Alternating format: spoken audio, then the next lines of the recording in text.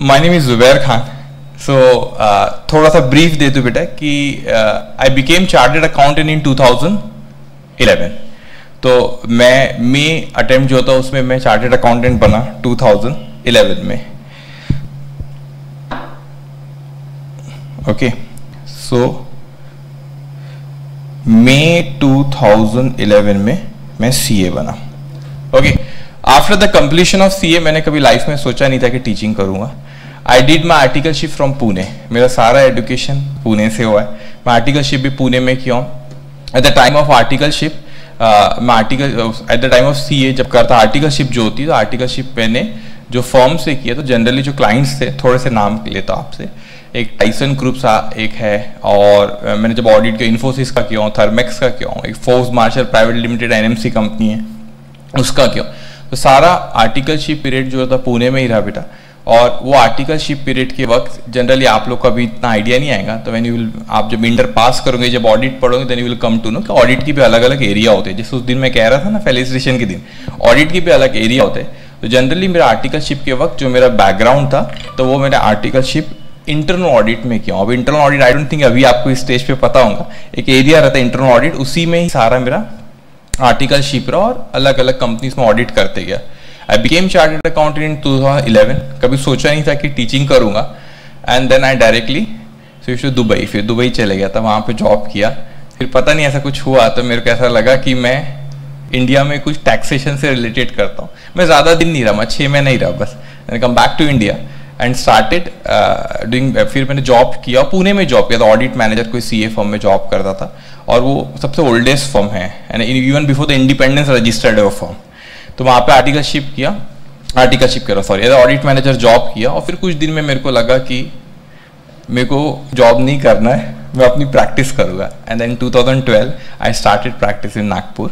और उसके साथ साथ शुरू में मैंने टीचिंग शुरू किया। और शुरुआत में जब मेरी टीचिंग शुरू हुई, तो मैंने इसलिए टीचिंग शुरू किया था क्योंकि आप when you will become a chartered accountant, if you go for practice और आपका कोई बैकअप नहीं है ना, फैमिली बैकग्राउंड नहीं है, अगर कोई सीए, मैं मेरी फैमिली में पहला सी हूँ, तो फैमिली बैकग्राउंड नहीं है, तो आपको बस स्ट्रगल करना पड़ता है ग्राउंड प्रैक्टिस में। अगर आपके फादर सी है तो आपको कुछ नहीं, आपको जाके से बैठना रहता है वहां पे। सो फिर for the survival I started teaching, just to survive शुरुआत में। लेकिन फिर टीचिंग डे बाय डे ऐसा होगा कि प्रैक्टिस में अभी नहीं के बराबर करता हूँ, मैक्सिमम टीचिंग ही करता हूँ। फिर 2012 से बेटा टीचिंग किया मैंने टीचिंग पहले थोड़ा सा बैकग्राउंड दे दो, जल्दी खत्म करूँगा, डोंट वरी। फिर 11-12 पढ़ाता था पहले, फिर 11-12 को छोड़ा। सीपीटी भी पढ़ाता था, पहले सीपीटी बोलते थे आप फाउंडेशन को, सीपीटी पढ़ाता था, फिर सीपीटी भी मैंने छोड़ दिया। I want to focus on inter and at final level only.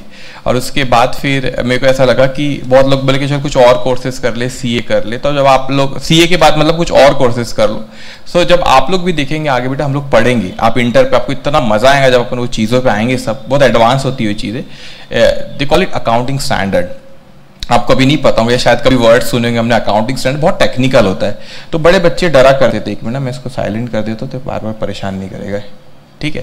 तो अकाउंटिंग स्टैंडर्ड बहुत टेक्निकल होता था, तो मुझको ऐसा लगता था कि या तो फिर मैं CWA कर लूँ या तो फिर मैं CS कर लूँ, लेकिन वो मेरा एरिया नहीं था, क्योंकि मैं उस एरिया में टीचिंग ही नहीं करता हूँ। मैं अगर आज CS करूँ तो बहुत अच्छा प्रोफेशन है वो, लेकिन CS करके मुझे क्या बेनिफिट होता था टीचिंग में, वो मुझे नहीं लगा। तो फिर देन आई डिसाइडेड कि मैं अपने आप को अपडेट करूँ, उसी फील्ड में अपडेट करूँ जिस फील्ड में मैं टीचिंग करता हूँ। तो जस्ट मैंने गूगल किया कि कौन सी चीज़ बहुत स्ट्रांग होती है। अकाउंटिंग स्टैंडर्ड बहुत टेक्निकल होता है। Now you can imagine accounting standard, IFRS stand for, IFRS दिख रहा है आपको बेटा, IFRS stand for international financial reporting standard. It's IES भी कहते हैं इसको, इंटरनेशनल अकाउंटिंग स्टैंडर्ड। तब जब आप इमेजिन कर सकते, जब अकाउंटिंग स्टैंडर्ड इतने डिफिकल्ट कहा जाता है, तो इंटरनेशनल अकाउंटिंग स्टैंडर्ड कितने डिफिकल्ट होते होंगे। तो फिर मैंने डिसाइड किया कि then appear for this examination. सबसे एक ACC इंस्टीट्यूट है UK का, वो सबसे अच्छा उनका होता है। फिर वो कोर्स मैंने किया, आई थिंक 2000 IFRS का मैंने किया हूँ 2016, जब मेरे को ख्याल आ रहा है 16 था शायद, 2016 में किया मैंने। और टू बी ऑनेस्ट, आज भी अगर एग्जाम में दूं तो मैं ये नहीं कह सकता कि एंजाइटी नहीं होती, सबको होती है, आपको भी होती है। अगर लोग बोले अरे बीकॉम तो ऐसे ही है, मतलब वो तो CA करो तो बीकॉम तो हो ही जाता है साथ में, लेकिन अभी भी मैं कहूँगा बीकॉम का पेपर देने भी जाऊँगा ना, थोड़ा सा अंदर से एक फील आता है। तो मैंने IFRS से एग्जाम दिया और मैंने मेरी वाइफ को बोला कि देखो ये मेरी लास्ट एग्जाम थी, मतलब मेरे को नहीं देना चाहता था मैं उसके बाद कोई भी। फिर मेरा चला यार IFRS भी होगा, फिर मेरा कॉन्फिडेंस भी बढ़ गया कि इंटरनेशनल अकाउंटिंग स्टैंडर्ड ये भी एग्जाम क्लियर पहले स्ट्रोक में हो गई थी वो। फिर मैंने एक आपको AS के वक्त अपन बात करेंगे बहुत सी सारी चीज़ों के बारे में। एक और चीज़ होती है बेटा, उसको कहते हैं IND AS। अभी आपको नहीं समझेंगे, IND AS होता है that is Indian accounting standard, उसके बारे में बाद में बात करेंगे। That also related to accounting standard, related to accounts only. तो वो इंडिया का ही है सिर्फ, वो कंडक्ट करती हमारी CA institute only for the chartered accountants, मतलब you can not appear it for it, once you become a CA then you will appear for it. तो फिर वो मैंने बोला चलो यार ये भी मेरे से ही रिलेटेड है, तो फिर मैं IND AS मैंने किया 2017 में। इसकी एक अलग हिस्ट्री का भी बात करेंगे अपन। तो उसके बाद ये 3 चीजें किया मैंने, और अभी मैं बोलना नहीं चाहूंगा लेकिन मतलब कोर्स के बारे में आपको बाय द टाइम मैं आपको बताऊंगा। Currently I am doing one more international degree, मतलब अभी मैं एट प्रेजेंट वो पढ़ रहा हूँ अभी मैं, once I will clear it तो फिर आपको बताऊंगा उसके बारे में। तो टीचिंग का ये था बेटा कि जो अपने आप को उसी में अपडेट करते गया जो मेरे फील्ड का है, जो मेरे को अकाउंट्स में हेल्प करेगा, तो इस चीज़ में अपने आप को अपडेट कर दिया। रही बात एक्सपीरियंस की, तो सर से तो मैं एसोसिएट यहीं हो ही मिड रिसर्च कैप्स में। At the same time I very frequently travel to Kerala, लेकिन कोविड के बाद से अभी थोड़ा सा वहाँ पे प्रॉब्लम है तो अभी नहीं जा रहा हूँ, लेकिन पहले मैं बहुत ज़्यादा था। तो इन केरला मैंने टीचिंग बहुत जगह किया हूँ, मतलब वहाँ पे मैं आपको शहर के नाम गिनाता हूँ। एक तिरूर करके छोटा सा शहर है, वहाँ से शुरू किया था। Then I get the chance at Thrissur करके एक सिटी बहुत फेमस, एक कन्नूर करके, कन्नूर एकदम ऐसा समुंदर से लगी हुई सिटी है वो, कन्नूर में पढ़ाया। देन कैलिकट में पढ़ाया मैंने और कोची में पढ़ा है। सो केरला में बहुत फ्रिक्वेंटली ट्रैवल करता। This is the experience. Central India मैं यहाँ पे एसोसिएट हूँ, इन साउथ दूसरी सिटीज़ में डिपेंड जाते रहता हूँ। This is about me. तो आर्टिकलशिप बिकेम CA in 2011, फिर IFRS, IND AS and this teaching profession. Eight the same time एक CA फॉर्म है मेरे नाम पे रजिस्टर, दैट इज प्रैक्टिस बहुत ही जो नॉमिनल करता हूँ। Okay, this is about me. अब उसके बाद बेटा कि कौन कौन से सब्जेक्ट्स में पढ़ाता हूँ। इंटर लेवल पे आपको 2 सब्जेक्ट में पढ़ाता हूँ, that is group 1 accounting and group 2 paper number 5 that is advance accounting. Okay, अब आप CA फाइनल में देखोगे, अकाउंट को क्या कहते हैं, FR के नाम से बोला, दैट इज फाइनेंशियल रिपोर्टिंग। लेकिन आपको दिख रहा होगा बट एक ऑप्शनल पेपर आप लोग कर रहे थे पेपर 6 में, उसमें दिख रहे हैं ग्लोबल फाइनेंशियल रिपोर्टिंग स्टैंडर्ड दिख रहा है आपको। अच्छा, मैं ग्लोबल के बदले में यहाँ पे इंटरनेशनल कर लूं तो आप पढ़ो इसको। हाँ, बस वही है वो। ठीक है, तो दैट इज IFRS का आपको एक CA फाइनल में भी एक अभी मतलब वो ऑप्शन रहता है, आप दूसरा सब्जेक्ट भी चूज करो तो उसमें से एक ये भी रहता है। ओके, अब आपके सिलेबस पे हम लोग आते हैं कि आपका सिलेबस बेसिकली किस तरीके से बटा हुआ है। अब अच्छे से चीज को समझना बेटा, CA इंटर लेवल पे आपके ग्रुप 1 का जो पेपर है बेसिकली 3 कैटेगरी में बटा हुआ है। ठीक है, अब मैं कैसे कैटेगरी में बटा हुआ है वो कि आपका पहला special transaction special type of accounting, इस सेक्शन में आप लोगों के 6 चैप्टर रहेंगे। कितने चैप्टर रहेंगे बेटा, 6 चैप्टर रहेंगे। ठीक है, इसमें आपके 6 चैप्टर है। कंपनीज अकाउंट आपने फाउंडेशन लेवल पे पढ़े हो, कंपनीज अकाउंट कुछ वो इश्यू ऑफ शेयर, फॉरफीचर, ये सब पढ़े होंगे। ओके, इस पे कितना है आपका 6, और उसके बाद अराउंड आपके मान के चले कि 10 चैप्टर्स, अकाउंटिंग स्टैंडर्ड तो कम है थोड़े से, 8-9 होंगे, लेकिन इंट्रोडक्शन मिला के 10 चैप्टर आपके अकाउंटिंग स्टैंडर्ड में। तो टोटल कितने चैप्टर पढ़ना है आपको, 22 चैप्टर पढ़ना है। तो बुक रखिए ना, उसमें 22 चैप्टर है। ठीक है, तो टोटल आप लोग 22 चैप्टर्स पढ़ेंगे बेटा। अब मेरी बात अच्छे से समझना, ये जो पहला सेक्शन है, जो 6 चैप्टर यहाँ पे पढ़ना है हम लोग को, इसमें हमको सबसे ज्यादा समय लगता है। सबसे ज्यादा समय हमको कहाँ लगेगा, इस सेक्शन में। 3.5 महीने की बैच है तो 1.5 से 2 महीने यही चलेगा, इसको ख्याल रखना पड़ेगा। इसको मेरे को एग्जैक्ट 1 मंथ लगता है कंपनीज अकाउंट पढ़ाने, और इसको हम बहुत आराम से अच्छे से पढ़ेंगे तो भी 15 दिन लगते हैं। समझ में आया क्या क्या है बेटा आपका। तो मेजर अगर मतलब 50% टाइम इसको लगेगा, 50% मिला के दोनों को लगेगा हमको। तो हम लोग शुरू कहां से करेंगे बेटा, यही पोर्शन से। ओके, अब इसमें आपको थोड़े से चैप्टर्स के, जैसे मैंने आपसे कहा कि 6 चैप्टर आप लोग के हैं, तो ये सेक्शन 1 में आपको कहा ना बेटा special transaction special type of accounting, उसमें 6 चैप्टर आप लोग के हैं। तो ये कहीं से भी कंपनीज अकाउंट से रिलेटेड नहीं रहेगा। यहां पे कहीं हम शेयर डिबेंचर्स के बारे में बात नहीं करेंगे, लेकिन जैसे ही जब कंपनीज अकाउंट शुरू होगा बेटा, तो यहां सिर्फ मैं आपको शेयर्स डिबेंचर ही करते रहेंगे हम लोग 1 महीने तक के। ठीक है, अब ये 6 चैप्टर यहाँ पे, टोटल 12 चैप्टर्स। उसके बाद बेटा आखिरी चीज आती है आपकी अकाउंटिंग स्टैंडर्ड। ये इसको घबराना मत, इसको बहुत वक्त नहीं लगता है, मतलब समझ लीजिए कुछ इजी रहते तो 1 दिन में हो जाते हैं, लेकिन लेंदी रहते तो कभी 2 दिन 3 दिन भी चलता, ऑल टुगेदर 15 से 20 दिन हम लोगों को इन अकाउंटिंग स्टैंडर्ड पे लगे। तो टोटल कितने चैप्टर्स पढ़ेंगे बेटा हम लोग? 22 चैप्टर्स, ठीक है। अब आप लोगों को यस, ये जो बुक है, ये बुक में भी 3 कैटेगरी में बटा हुआ है। पहला स्पेशल टाइप ऑफ अकाउंटिंग बेटा, then companies accounting, third one is what? Accounting standard. अब सबसे इंपॉर्टेंट चीज होती है बेटा कि आप लोग पहले ये देख लो, जो बुक में ना इंस्टीट्यूट आपके बहुत जल्दी कुछ चेंजेस आते, तो आपको जो बुक अभी मिलेंगी, जो लेटेस्ट नोट्स इंस्टीट्यूट ने चेंज करी है, उसके अकॉर्डिंगली आपके नोट्स रहेंगे। Okay, second, question are provided for every topic that will be solve in the class. मैं आपको बताऊं, आपकी जो ये बुक रहेंगी, हर चैप्टर 3 पार्ट में डिवाइड है। कितने पार्ट में डिवाइड है? 3। पहला क्या रहेगा बेटा? थ्योरी, भरपूर थ्योरी दी, पूरी कहानी, ठीक है। उसके बाद जो सेकंड पार्ट रहेगा, अनसॉल्व क्वेश्चन रहेंगे, जो कि कौन सॉल्व करेगा? मैं, मेरे साथ साथ आप क्लास में करोगे, और वो सारे क्वेश्चन, उसमें आगे आता हूं, हर तरह के क्वेश्चन में कवर रहेंगे। उसके बाद उसी चैप्टर में आपको दिया रहेगा प्रैक्टिस ड्रिल। क्या दिया रहेगा बेटा? तो डेली जैसे मैंने क्वेश्चन किया, आपको मैं बोलूंगा प्रैक्टिस ड्रिल का ये नंबर का क्वेश्चन होमवर्क है। जब आप दूसरे दिन आओगे तो प्रैक्टिस ड्रिल आपको करके आना रहेगा। समझ में आई चीज आपको बेटा? तो पहले हम लोग उसके बैकग्राउंड के बारे में बात करेंगे, उसके बाद क्या रहेगा आप लोगों का? क्वेश्चन में सॉल्व करूंगा, और उससे रिलेटेड सारे क्वेश्चन जो रहेंगे वो आपको क्या दिए जाएंगे बेटा? प्रैक्टिस के लिए। तो कल आप आओगे, उसके पहले आपको क्या करना रहेगा? प्रैक्टिस ड्रिल का, ठीक है। उसके बाद चैप्टर वाइज ड्रिल, तो मैंने कह दिया। 4 point is the infographic. Infographic पता है आपको क्या चीज होती है? इन्फोग्राफिक नहीं? अच्छा, ये दिस इज इन्फोग्राफिक, मतलब एक ऐसे ही आपको समझेगा नहीं अभी, मतलब एक फोटो मैंने माई नोट से ही डाली हुई है। या आपको हर चैप्टर के एंड में उस चैप्टर का इन्फोग्राफिक रहेगा, मतलब इट्स लाइक स्टोरी। अच्छा, ऐसा हुआ था, ये बंदा था, इसके पास 3 ऑप्शन थे, उसके पास गया। तो आप जब समझ यार, इन्फोग्राफ आपको अच्छी सी बुक पढ़ोगे ना, उसमें भी इन्फोग्राफिक दी रहती है। नॉर्मल बुक भी कोई पढ़ोगे तो आप, तो ये बंदा था, इसके पास 3 ऑप्शन थे, इसने ये सोचा, तो ये उसके पास गया। तो when you will revise it, जब मैं पढ़ा दूंगा, उसके बाद आप जब यहाँ पे टेस्ट लूंगा या एग्जाम जाओ, just go through the infographic, तो आपको पता चलेगा अच्छा चैप्टर में क्या बात की थी सर ने। समझ में आई चीज बेटा आपको? ओके, हर चैप्टर में दिया हुआ रहेगा। अब सबसे इंपॉर्टेंट चीज है बेटा कि डाउट आए तो कैसे पूछना सर आपसे, ठीक है। सबसे बेस्ट क्या रहेगा, जब भी आपको डाउट आए, कि आप वो डाउट को मैं जब आपको एक्सप्लेन करते रहूंगा, आप बिल्कुल मेरे को पूछ सकते हैं, ठीक है। आपने शायद ही, मैंने आज तक किसी को नहीं डांटा हूं, ठीक है, तो आप मेरे से बिल्कुल पूछ सकते।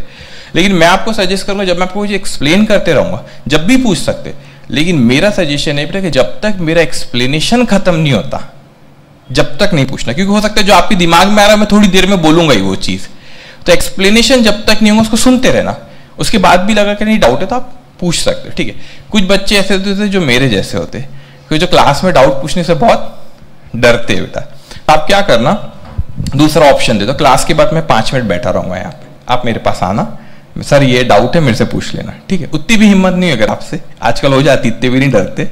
अगर वो भी नहीं हुआ तो आप मेरे को एक पेपर पे डाउट लिखना, मैं नेक्स्ट डे आऊंगा यहाँ पे रख देना, मैं पढ़ दूंगा कि डाउट था, आपको पता भी नहीं चलेगा किसका डाउट था, एक्सप्लेन कर दूंगा, ठीक है। अगर वो भी नहीं हो रही हिम्मत, तो एक और ऑप्शन है, कभी कभी होता है बच्चे प्रैक्टिस ड्रिल का देता हूं मैं।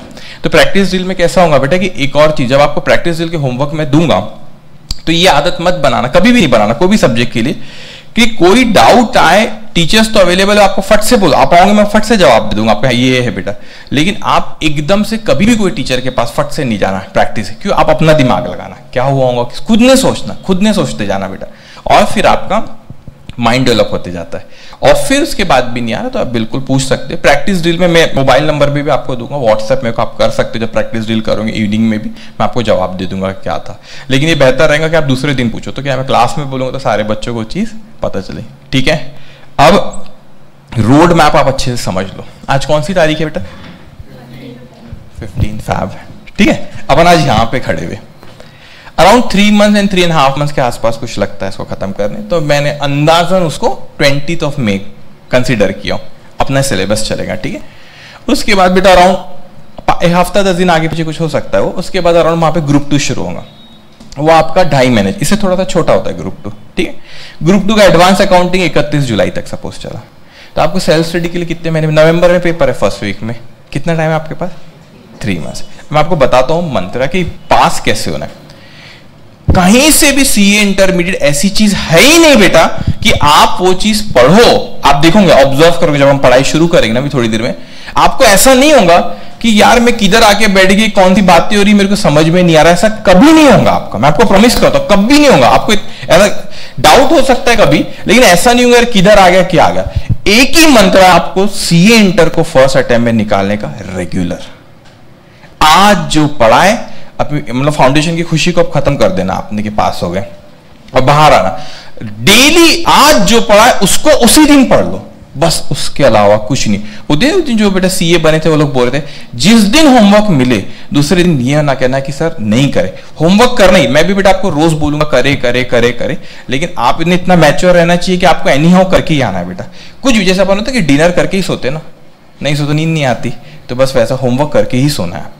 ये आदत बना लो आप। और ऐसा नहीं मेरे सब्जेक्ट का, 4 सब्जेक्ट पढ़ रहे हो अभी, चारों सब्जेक्ट का बेटा। अब होता क्या है, अपन फाउंडेशन की खुशी से बाहर नहीं निकलते और यहाँ पे थोड़ा सा रिलैक्स चलते हैं ना। शुरू में से लगता है ना हाँ ठीक है चलने तो, होमवर्क नहीं भी करते, कभी कभी बीच में सा एक आध ऑफ भी मार देते अपन। फिर क्या होता है बेटा, जब आप यहाँ पर आओगे, फर्स्ट ग्रुप खत्म होगा, फिर आप सोचोगे कि सर ग्रुप 2 पे आए अब ग्रुप 2 करूँ कि नहीं करूँ। मैं बता रहा हूँ बेटा आपको, ग्रुप अगर आपने यहाँ नहीं पढ़े हो ना, यहाँ फंस जाओगे तुम लोग। क्यों फंस जाओगे बेटा, आपने ये नहीं पढ़े हो, जब आपका ग्रुप 2 शुरू होगा तो आप ग्रुप 1 को हाथ भी नहीं लगा सकते, क्योंकि ग्रुप 2 की पढ़ाई रहेगी आपकी। तो क्या होता है, आपने ग्रुप 1 सीरियसली नहीं लिए, यहां पर ग्रुप 2 शुरू हो गया तो आप ग्रुप 2 पढ़ने लग गए, फिर यहां पे आपसे ग्रुप 1 रिवाइज ही नहीं होगा क्योंकि आपने पढ़े ही नहीं इसको।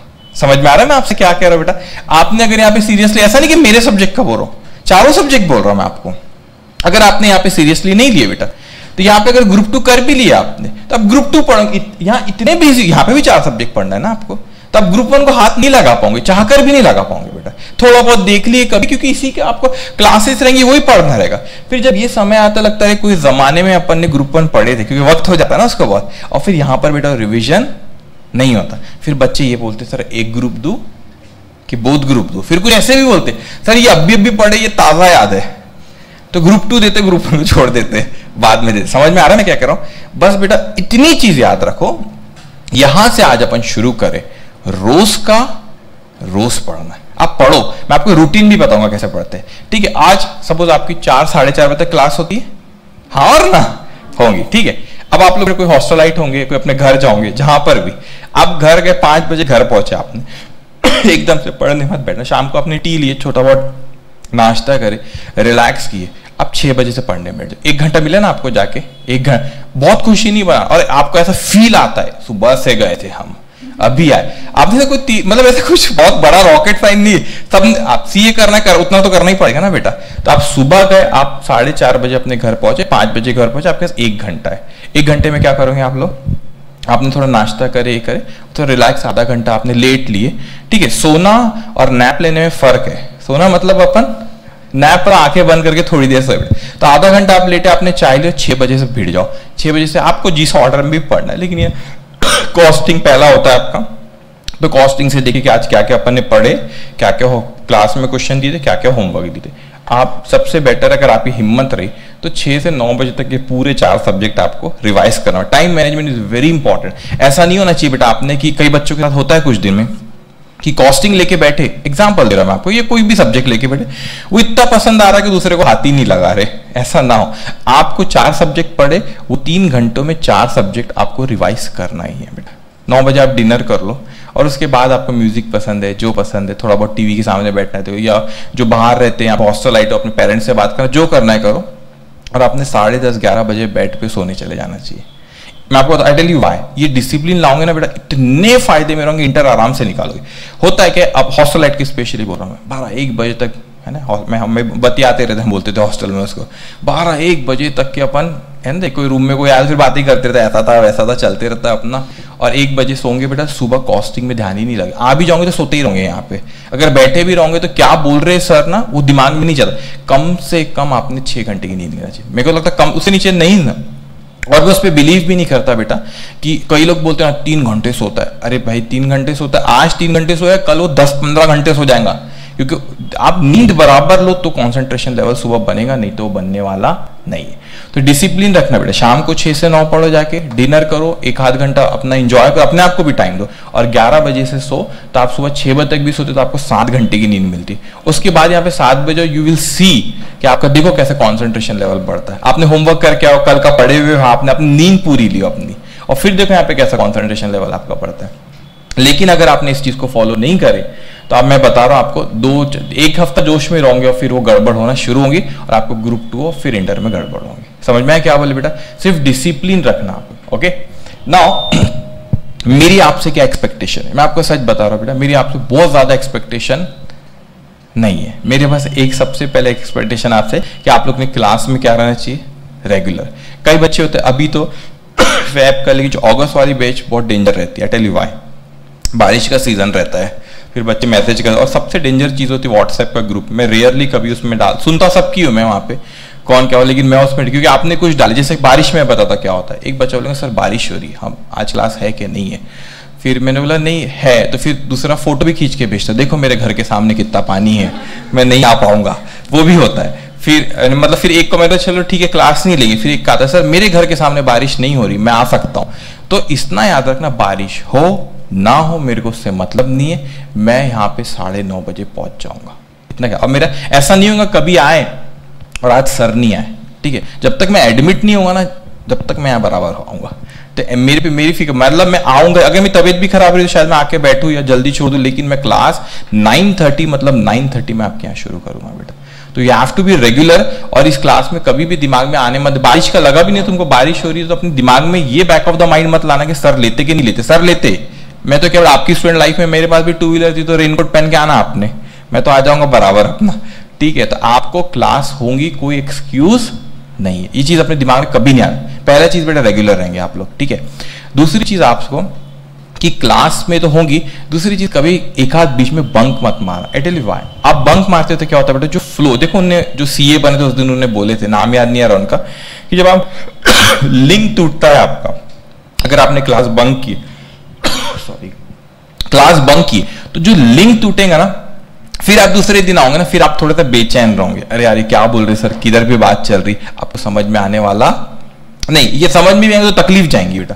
तो बस 6 महीने में आपको एक दिन भी एब्सेंट नहीं रहना है और आपको रेगुलर रहना है, क्लास बराबर होगी, बंक मारना नहीं है। तीसरी चीज है बेटा जो मैं आपसे एक्सपेक्ट करता हूं, रोज का रोज, बस एक ही मंत्र है सी एंटर पास करेगा, रोज का रोज पढ़ना रहेगा आप लोग को। ओके, और जब टेस्ट हम लोग हम टेस्ट के बारे में बात करेंगे, कोई बहुत छोटा चैप्टर रहा बेटा तो उसको एक सिंगल चैप्टर की लेंगे, लेकिन अगर कोई छोटा चैप्टर नहीं, सॉरी कोई अगर बड़ा चैप्टर रहा तो सिंगल टेस्ट लूंगे। लेकिन कभी कभी ऐसे कंपनी अकाउंट में छोटे छोटे चैप्टर है तो अपन 2 चैप्टर हो सकता है, कभी हो सकता है 3 चैप्टर मर्ज करके यहाँ पे क्या लेंगे बेटा, टेस्ट लेंगे। समझ में आया क्या चीज बोला? अब उसके बाद एक बड़ी इंपॉर्टेंट चीज है, फर्स्ट चैप्टर पे मैं आऊं, हमेशा जब चैप्टर शुरू होगा, मेरी बात ध्यान से सुनेंगे बेटा, जब भी ये चैप्टर शुरू होगा तो मैं चैप्टर जनरली पहले दिन ऐसा होता है कि मैं कोई भी क्वेश्चन चाहकर भी करा नहीं पाता हूं। क्यों नहीं करा पाता बेटा? क्योंकि उस चैप्टर की कहानी बोलने में मेरे को 1.5-2 घंटा लग जाता है, ठीक है। और सबसे इंपॉर्टेंट डे रहता है हर चैप्टर का पहला सेशन। क्यों? क्योंकि आप लोग को सेशन में क्या बनाया जाता है, बैकग्राउंड, और इसीलिए हर चैप्टर का पहला सेशन इंपॉर्टेंट रहता है।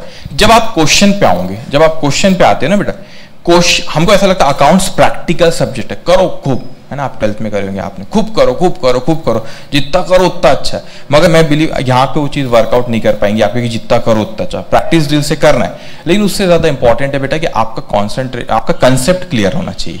तो आप इवन दो प्रैक्टिकल सब्जेक्ट है बेटा, क्वेश्चन भी आप लोग बहुत करोगे यहाँ पे, लेकिन आपने क्या चीज ख्याल रखना कि क्वेश्चन पे आपका फोकस नहीं रहना चाहिए, उस चैप्टर के कंसेप्ट पे आपका फोकस रहना चाहिए। क्वेश्चन खुद ब खुद बनते जाएंगे।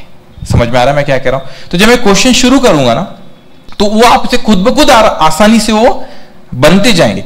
लेकिन सबसे इंपॉर्टेंट क्या रहेगा, उस क्वेश्चन के पहले, उस क्वेश्चन पे, प्रैक्टिकल क्वेश्चन पे मैं आऊं सॉल्व करने, उससे पहले क्या इंपॉर्टेंट है हमारा कि वो चैप्टर के कंसेप्ट को समझ। अब कंसेप्ट होगा क्या, आई डोंट नो कि आपने आज नोटबुक प्रॉपर लाया नहीं लाया, कि पहला दिन है, एक लाए होंगे, सब उसी में लिख रहे होंगे। अभी अगर ऐसा करे तो आज एक नोटबुक ले लेना, एक रजिस्टर ले लेना, और आज जो लिखाऊंगा उसमें लिख लेना बेटा।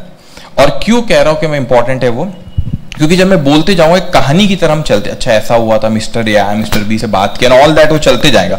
अब वो तो मैं यहाँ लिखते जाऊंगा, साथ साथ में आपको लिखते जाना रहेगा बेटा। अब मैं आपको बताता हूँ, यू विल फील दिस, आज ही आप फील करोगे।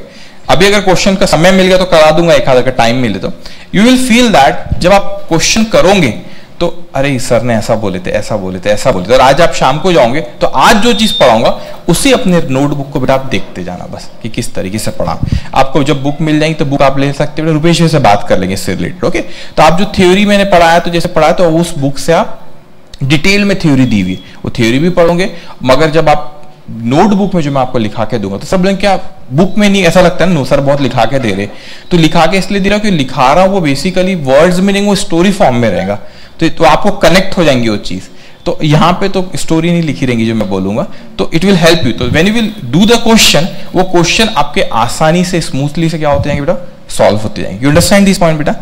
तो और एक और चीज मैं आपसे और क्या एक्सपेक्ट कर रहा हूं, मैं आपसे ये एक्सपेक्ट भी नहीं कर रहा कि आप अकाउंट्स में बहुत ही सुपर कूल हो, मतलब आपको बहुत ही strong accounts and all that, मगर सबको पर्सनल रियल नॉमिनल पता है ना, डेबिट क्रेडिट पोस्टिंग पता है, बस बाकी आप मेरे पे छोड़ दो।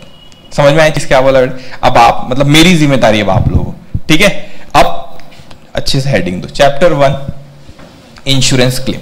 अभी समझ ना, रास्ता समझ में आया ना कैसा है बेटा, अपने कैसे जाना है अपने को। ओके,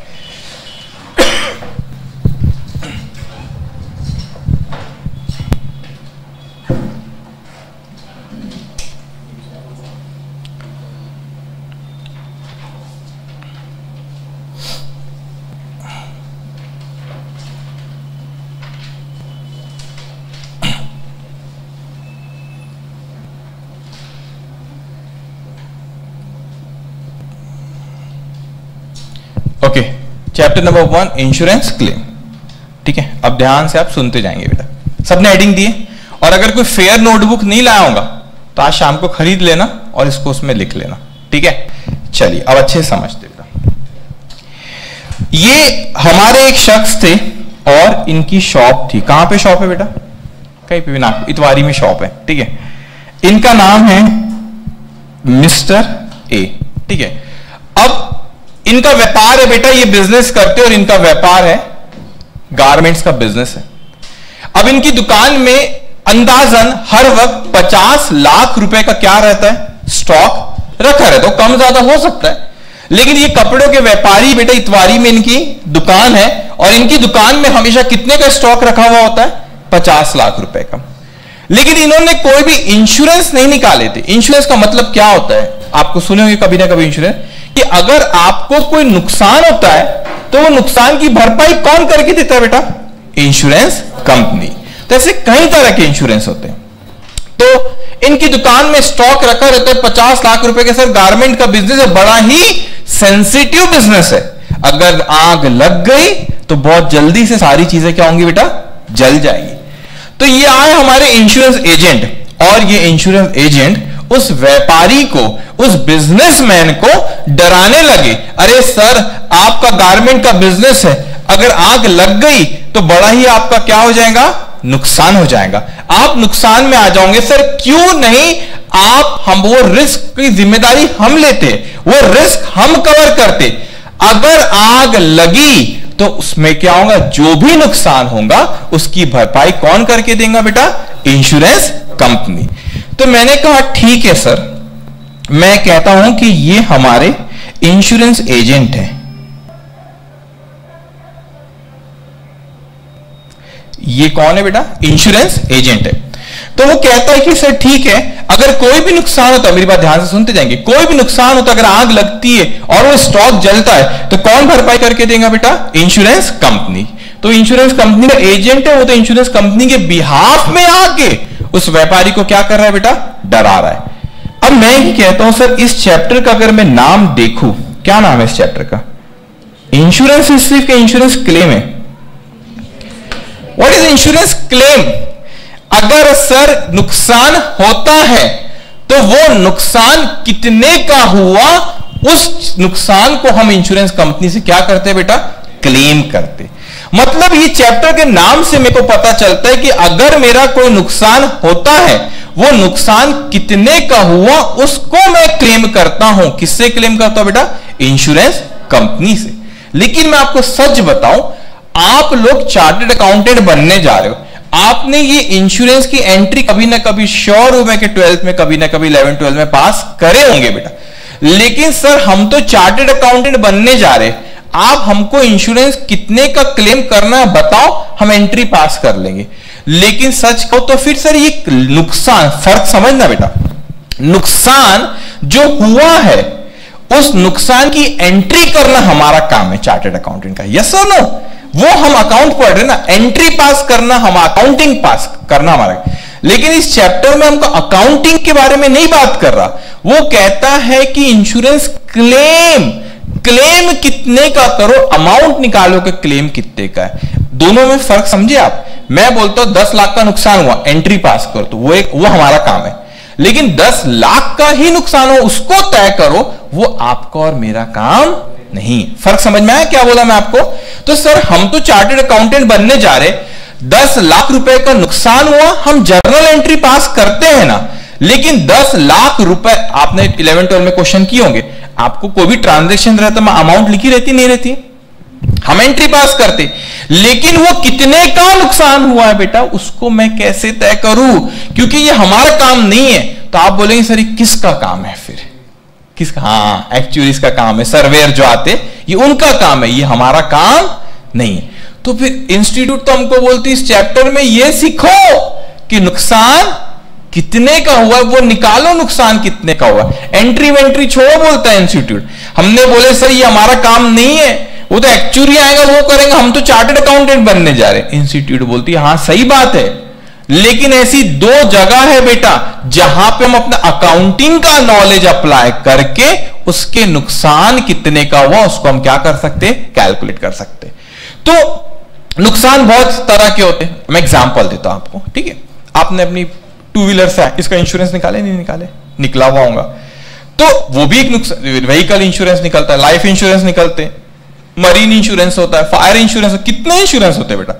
लेकिन इंस्टीट्यूट बोलते हैं हाँ हमको पता है वो आपका काम नहीं है। वो किसका काम है? एक्चुअरी का काम है, जो सर्वेयर आता है ना उसका काम है, हमारा काम नहीं है। मगर इंस्टीट्यूट बोलती 2 ऐसी जगह है जिसके नुकसान को आप निकाल सकते हो अपने अकाउंटिंग का नॉलेज अप्लाई करके। तो हमको सारे तरह के इंश्योरेंस क्लेम कवर है कि बेटा यहां पे नहीं। कितने तरह के? सिर्फ 2। उसमें मैं आता हूं कौन से 2 तरह के, ठीक है? अब यहां पे आप लिखते जाएंगे बेटा। So it is a contract. What is insurance बेटा? यहां लिखता हूं, आप लोग लिख रहे साथ में।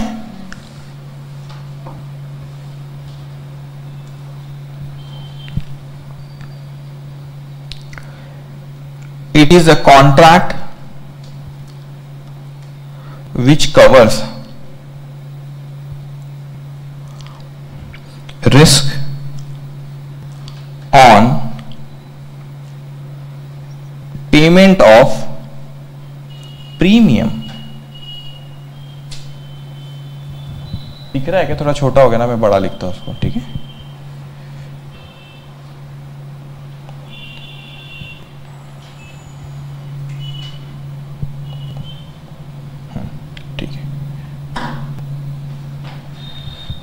अब मेरी बात ध्यान से सुनेंगे बेटा। इस व्यापारी ने क्या कहा बेटा बिजनेस में, ऐसा इस इंश्योरेंस एजेंट ने व्यापारी को क्या कहा कि मैं क्या कवर करता हूं?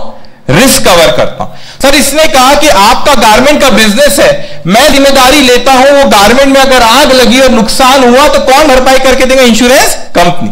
तो बेसिकली ये कर क्या रहा है? इसने बोला सर मैं तो आपका रिस्क कवर कर रहा हूं। क्या कवर कर रहा हूं? मैं आपका रिस्क कवर करके दे रहा हूं। तो भाई ये तो कवर कर रहा है, हमारा क्या कवर कर रहा है? रिस्क कवर कर रहा है। लेकिन मेरे को बताओ, आपने फाउंडेशन में पढ़े ये ट्रांजैक्शन है सर, आप बोलते हो रिस्क कवर करके दे रहा हो, तो ये 2 वे होता है, डबल एंट्री फॉलो करते हैं। मैंने कहा कि मैं आपको टीचिंग की सर्विस प्रोवाइड कर रहे हो तो आप इसकी फीस पे कर रहे हो, इट इज ए ट्रांजैक्शन। तो मैं इंश्योरेंस कंपनी, मैं बोलता हूं कि रिस्क कवर करके देता, तो मैं क्या फ्री में रिस्क कवर करके दूंगा? क्या लूंगा? उसके बदले कुछ पैसा लूंगा ना मैं आपसे। वो पैसे को क्या कहते हैं हम लोग? प्रीमियम। तो मतलब एक कंपनी कहती है कि सर मैं आपका रिस्क कवर करके, इसने बोले कि मैं आपका रिस्क कवर करता हूं, नुकसान हो मैं भरपाई करके दूंगा, लेकिन उसके बदले में हम उससे क्या ले रहे हैं? बोलो, प्रीमियम। तो ये हुआ ना ट्रांजैक्शन बेटा, कि हमने बोले कि सर मैं रिस्क तो कवर करके देता हूं, लेकिन उसके बदले में मैं क्या लूंगा आपसे? प्रीमियम। अच्छे से समझेंगे इस चीज को। तो इंश्योरेंस कंपनी कहती है कि सर हम आपका रिस्क कवर करते हैं, उसके बदले में हम आपसे क्या लेंगे? Premium. What is premium? Premium सुने कभी लाइफ में? क्या होता है? क्या होता है? Security premium. शेयर क्या, व्हाट इज प्रीमियम बेटा? इंश्योरेंस की फील्ड में जो से अपन एनुअली पेमेंट लेते हैं ना रिस्क कवर करेंगे, उसको क्या कहते हैं? प्रीमियम। एक और चीज बच्चों के दिमाग में आता है, सर प्रीमियम लिए तो क्लेम करना जरूरी है क्या? नहीं, वो नुकसान होगा तो ही क्लेम करोगे, नुकसान नहीं हो तो क्लेम नहीं। तो सर नुकसान नहीं हुआ तो भी प्रीमियम पे करना जरूरी है क्या? हाँ, प्रीमियम आप हर साल देते हो। तो बोलेंगे सर फिर कुछ बच्चे ऐसे भी रहते हैं, सर फिर तो प्रीमियम का नुकसान हो गया अपना। तो मैं यार अच्छा सोचो ना, प्रीमियम दे के आग लगती तो आपको खुशी होती क्या? समझ रहे हो? प्रीमियम आपने दी है, सपोज 10,000 रुपए प्रीमियम है बेटा, ये इंश्योरेंस कंपनी है, ये इंश्योरेंस कंपनी, इसने बोला कि मैं ये बन जाता हूं अभी। वो इंश्योरेंस कंपनी ने मेरे को बोली कि सर रिस्क कवर करके दे, तो बोला ठीक है सर मैं आपको 10,000 रुपए साल का देता हूं, ठीक है। तो 10,000 रुपए आग लगी, नुकसान हुआ, तो मैं उनसे क्लेम क्या करूंगा? नुकसान का क्लेम करूंगा बेटा। लेकिन आग नहीं लगी तो मैं नहीं बोलूंगा ये 10 वापस लाओ, वैसा नहीं होगा। उनने रिस्क कवर, वो किसके पैसे ले रहे बेटा? रिस्क जो उन्हें कवर करे। You understand this point?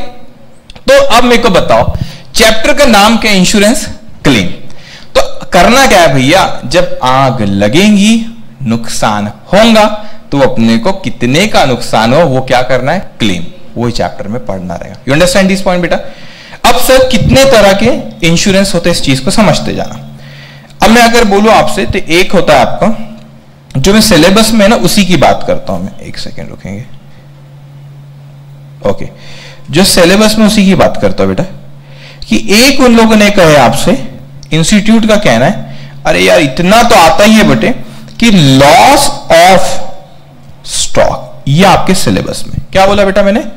Loss of stock. अगर आग लगी, सब लिख रहे हैं ना? हाँ ना?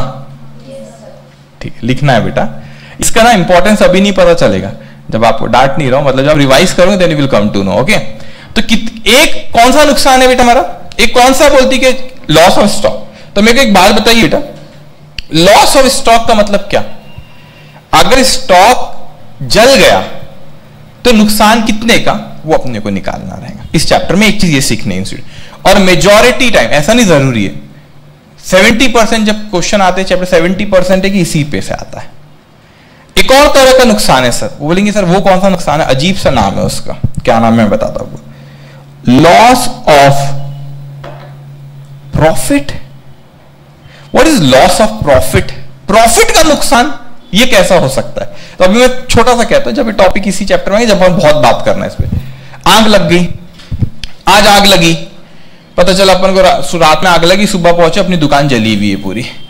तो ऐसा होगा इट्स ओके, जलते रहती उसमें क्या है। अब ऐसा होगा कि शटर खोल के जली हुई आग में बैठे हो, वहां पे बैठ गए, आप जली हुई दुकान है आपकी और बैठ गए, चालू है दुकान, तो ऐसा होगा क्या? नहीं, आपको समय लगेगा ना बेटा, 2-3 महीने दुकान को रेनोवेट करने, फिर हिम्मत जुटाने, मोटिवेट करने अपने को, फिर आप शुरू करोगे।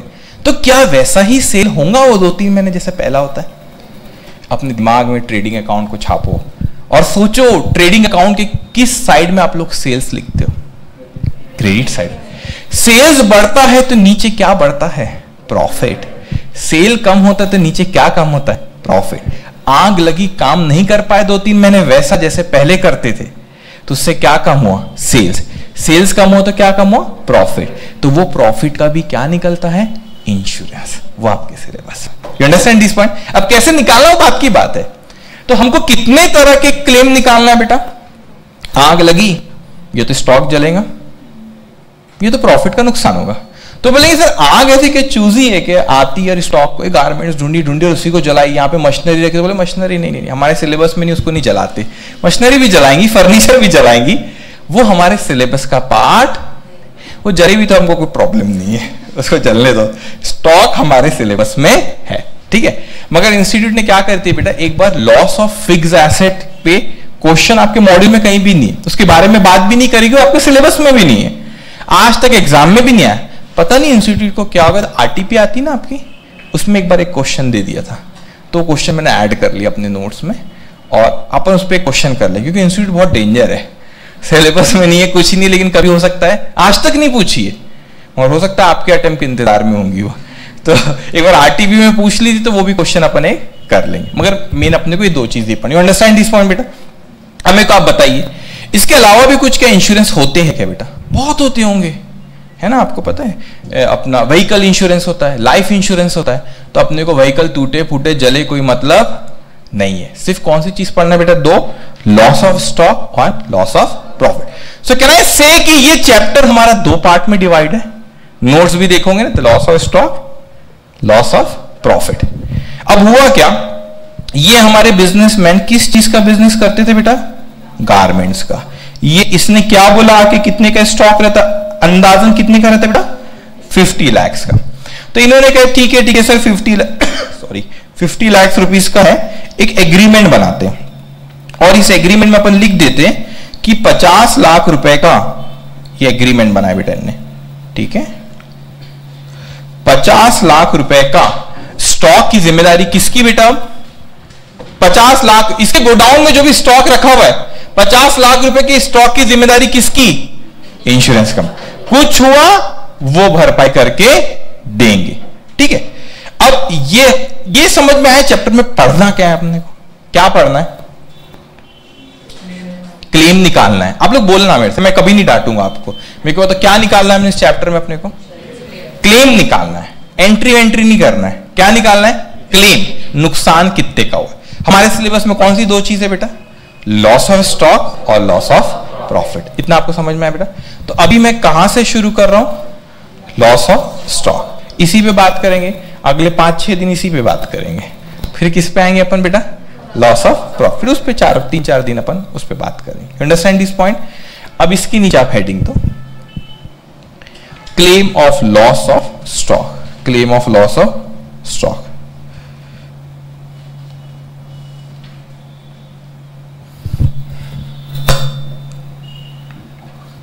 ओके, एक और चीज ख्याल रखेंगे बेटा, जो इंश्योरेंस कंपनी रहती है ना उसको कहते हैं इंश्योरर। क्या कहते हैं, इंश्योरर। और जो बिजनेसमैन इंश्योरेंस निकाल रहा है उसे क्या कहते हैं, इंश्योर, ठीक है। ओके, ठीक है, चलिए अब ध्यान से सुनो बेटा। अब नीचे आपने वो claim of loss of stock पे आओ बेटा। अब मेरी बात ध्यान से सुनना, हमने साल शुरू हुआ हमारा 1/4/2020 को, जो कि खत्म कब होगा बेटा, 31 मार्च 2021 को। हमने उसकी बात सुन ली है बेटा, और हमने क्या निकाले यहां पे, हमने यहां पे इंश्योरेंस की पॉलिसी ले ली। आपने वर्ड सुने ना, इंश्योरेंस पॉलिसी लिए क्या, इंश्योरेंस पॉलिसी लिए क्या बेटा, तो इंश्योरेंस की पॉलिसी हमने ले ली। हमने उसको बोले कि 50 लाख रुपए की स्टॉक की जिम्मेदारी किसकी बेटा, इंश्योरेंस कंपनी की। अब हुआ क्या यहां पे, 30 जून 2020 को, 30 जून 2020 को ये हमारा क्या है, गोडाउन है। इस गोडाउन में 30 जून 2020 को क्या लग गई, आग लगी। वो सर्वेयर आया, हम घबराए, हमने चिल्लाए सर नुकसान हो गया, आग लग गई। फिर कौन आया बेटा, वो सर्वेयर आया, उसने बोला क्या हुआ, हमने बोले सर आग लग गई, बहुत नुकसान हुआ, अब आप क्या करेंगे, हमको इस नुकसान का क्लेम करना है। उसने बोला चलो, सबसे पहला क्वेश्चन पूछा उसने, क्या था उसका, ये हमारा सर्वेयर है, ठीक है। फर्स्ट क्वेश्चन उसका क्या था, फर्स्ट क्वेश्चन उसने पूछा कि डेट ऑफ फायर कौन सी थी, डेट ऑफ फायर कौन सी थी, किस दिन आग लगी। मैंने कहा सर 30 जून को आग लगी। कब आग लगी बेटा, 30 जून को। अब मैंने कहा बेटा यहां पे 30 जून को आग लगी। सेकंड क्वेश्चन मैंने आप उसको हमसे, ये सर्वेयर हमसे पूछ रहे, ये हम है, ये सर्वेयर हमसे पूछता है कि आग कब लगी, हमने बोले सर 30 जून को आग लगी। वो सेकंड क्वेश्चन मेरे से पूछता है लेके आओ स्टॉक रिकॉर्ड। मैंने बोला सर ये क्या होता है, स्टॉक रिकॉर्ड, स्टॉक रजिस्टर क्या होता है, क्यों लेकर आओ सर। मैंने बोला सर, वो बोलता है, वो हमसे पूछता है कि वो जानना चाहता है कि जिस दिन आग लगी उस दिन आपके गोडाउन में कितने का स्टॉक था। तो सेकंड क्वेश्चन उसने हमसे क्या पूछा बेटा, कि जिस दिन आग लगी उस दिन स्टॉक कितने का, वो पता लगाना चाहता है। तो उसने मेरे से क्या बुलाया बेटा, स्टॉक रिकॉर्ड बुलाया। तो सेकंड क्वेश्चन उसने मुझसे पूछा कि स्टॉक रिकॉर्ड लेके आओ ताकि मुझे ये पता लगे कि जिस दिन आग लगी उस दिन स्टॉक कितने का था। मैंने बोला सर आप ये क्यों पूछ रहे हो कि जिस दिन आग लगी उस दिन स्टॉक कितने का था, हमने तो 50 लाख की पॉलिसी ले रखी है ना, फिर क्यों मांग रहे। वो बोले 50 लाख की पॉलिसी ली होंगे, वो अपन बाद में बात करेंगे। आप ये बताओ जिस दिन आग लगी उस दिन स्टॉक कितने का था। अब हमने स्टॉक रिकॉर्ड लेकर आए बेटा, तो क्या हुआ उसमें हमको पता चला stock on the date of fire, जिस दिन आग लगी, सपोज मैं एग्जांपल किया तो कितने का स्टॉक रखा था बेटा 10, कितने का स्टॉक रखा था 10 लाख। तो जिस दिन वो आग लगी गोडाउन में 30 जून को कितने की, this is date of fire, जिस दिन आग लगी उस दिन कितने का स्टॉक रखा था गोडाउन में बेटा हमारे 10 लाख का। ठीक है, अब अच्छे से कॉमन सेंस लगाना है अपने को। ठीक है, अब क्या हुआ जब ये आग लगी थी तो हमने फायर ब्रिगेड वाले को क्या किया, कॉल, फिर वो आई टू टू टू टू करके आई वो, और उसने क्या करी, फिर ऐसी आती है ना ये आई, ठीक है, उसमें बैठा था वो फायर ब्रिगेड वाला, उसने क्या किया, पाइप वाइप डालते क्या करते पानी वानी से, फिर उसने बुझाया। फ्री में आएगा फायर ब्रिगेड वाला, कुछ ना कुछ पैसे लेगा, ठीक है, लेकिन वो आएगा तो उसने क्या बुझाया बेटा, आग बुझाया। मेरे को बताओ जिस दिन आग लगी वो पानी उसने डाला और वो आग को बुझाया, लेकिन कितने का स्टॉक ओरिजिनली रखा था वहां पे बेटा 10 लाख का। अब उसने आग बुझाया तो कुछ स्टॉक बचा भी लिया ना, हाँ, तो उससे क्या कहते हैं बेटा सैल्वेज, सैल्वेज गुड्स। तो मैं हाइपोथेटिकल फिगर ले रहा हूं ऐसे आपको समझाने, कितने का था बेटा 2 लाख के गुड्स को क्या करा उसने बचा। अगर बेटा वहां से दिख नहीं रहे हो तो आप यहां बैठ सकते, अगर नहीं दिख रहा हूँ तो यहां बैठ सकते, ठीक है, दोनों आ जाओ, ये जैसा भी रहे, ठीक है।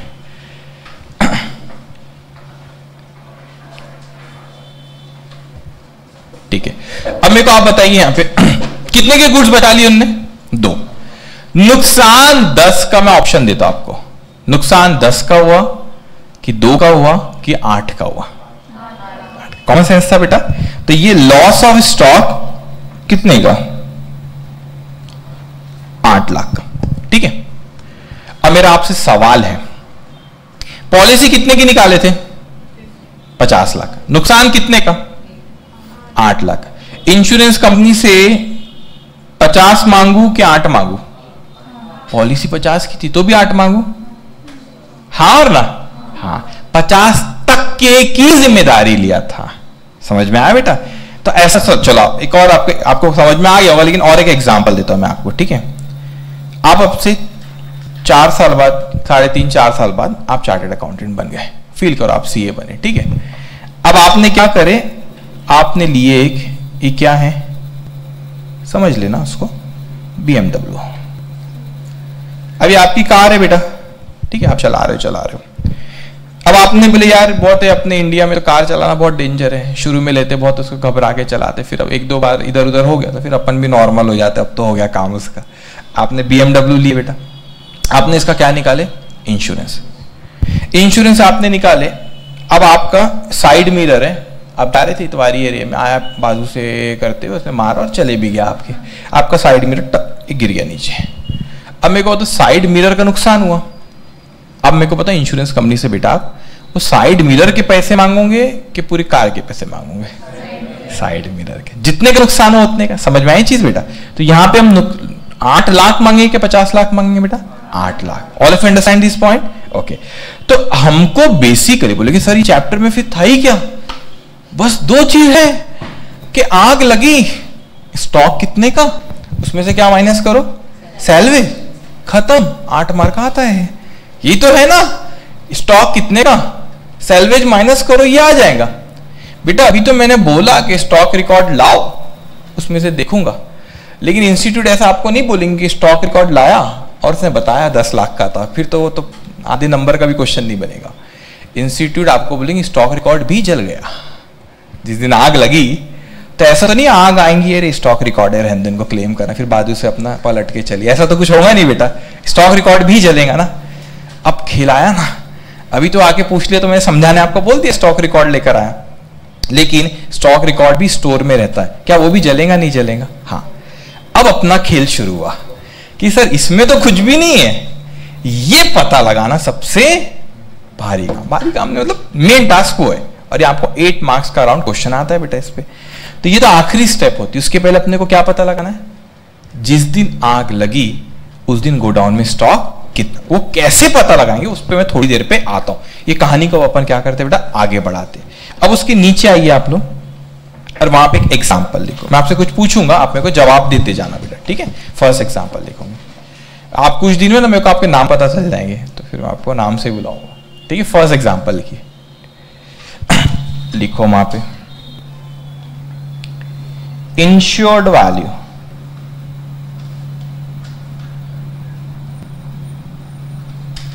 इंश्योर्ड वैल्यू को पॉलिसी अमाउंट भी कहते हैं। वो नहीं, स्टॉक की अपन ने बात की है बेटा, अभी कितने की पॉलिसी निकाला था अपने एग्जाम्पल में? 50 लाख, ठीक है। मैं यहाँ कुछ और फिगर लेता हूं, लैक्स में ये सारी चीज 100 लैक्स, ठीक है। What do you mean 100 lakhs की पॉलिसी? मतलब हमारे गोडाउन में जो स्टॉक रखा है 100 लाख रुपए तक के की स्टॉक किसके भरोसे? इंश्योरेंस कंपनी, ठीक है। उसके नीचे लिखो बेटा स्टॉक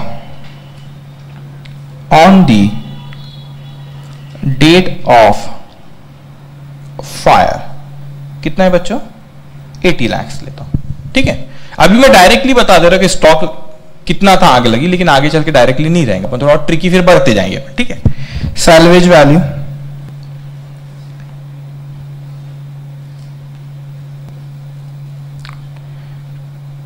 $10 लाख। सैल्वेज वैल्यू कितना है बेटा? 10 लाख। ओके, अब मैं आपसे पूछता हूं लॉस ऑफ स्टॉक क्या मैं कह सकता हूं बेटा कि कुछ इस तरह है? Stock on the date of fire लिख भी देता हूं यहां पे, stock on the date of fire minus salvage value. क्या ऐसा लिख सकता हूं बेटा मैं? समझ में आया आपको? Stock on the date of fire minus for बेटा सैल्वेज वैल्यू, यही होता है ना। चलो, तो स्टॉक कितना रखा था? 80 लाख। कितने का स्टॉक बच गया? 10, तो नुकसान कितने का? 70 लाख। मेरा आपसे क्वेश्चन है बेटा, इंश्योरेंस कंपनी से 100 मांगू कि 70 मांगू कि 80? 70, 80 और 100? 70। All of understand this point बेटा, ठीक है। अभी इजी, अब आओ सेकंड पे, थोड़ा सा मैं चेंज करता हूं उसको, ठीक है। लिखो इंश्योर्ड वैल्यू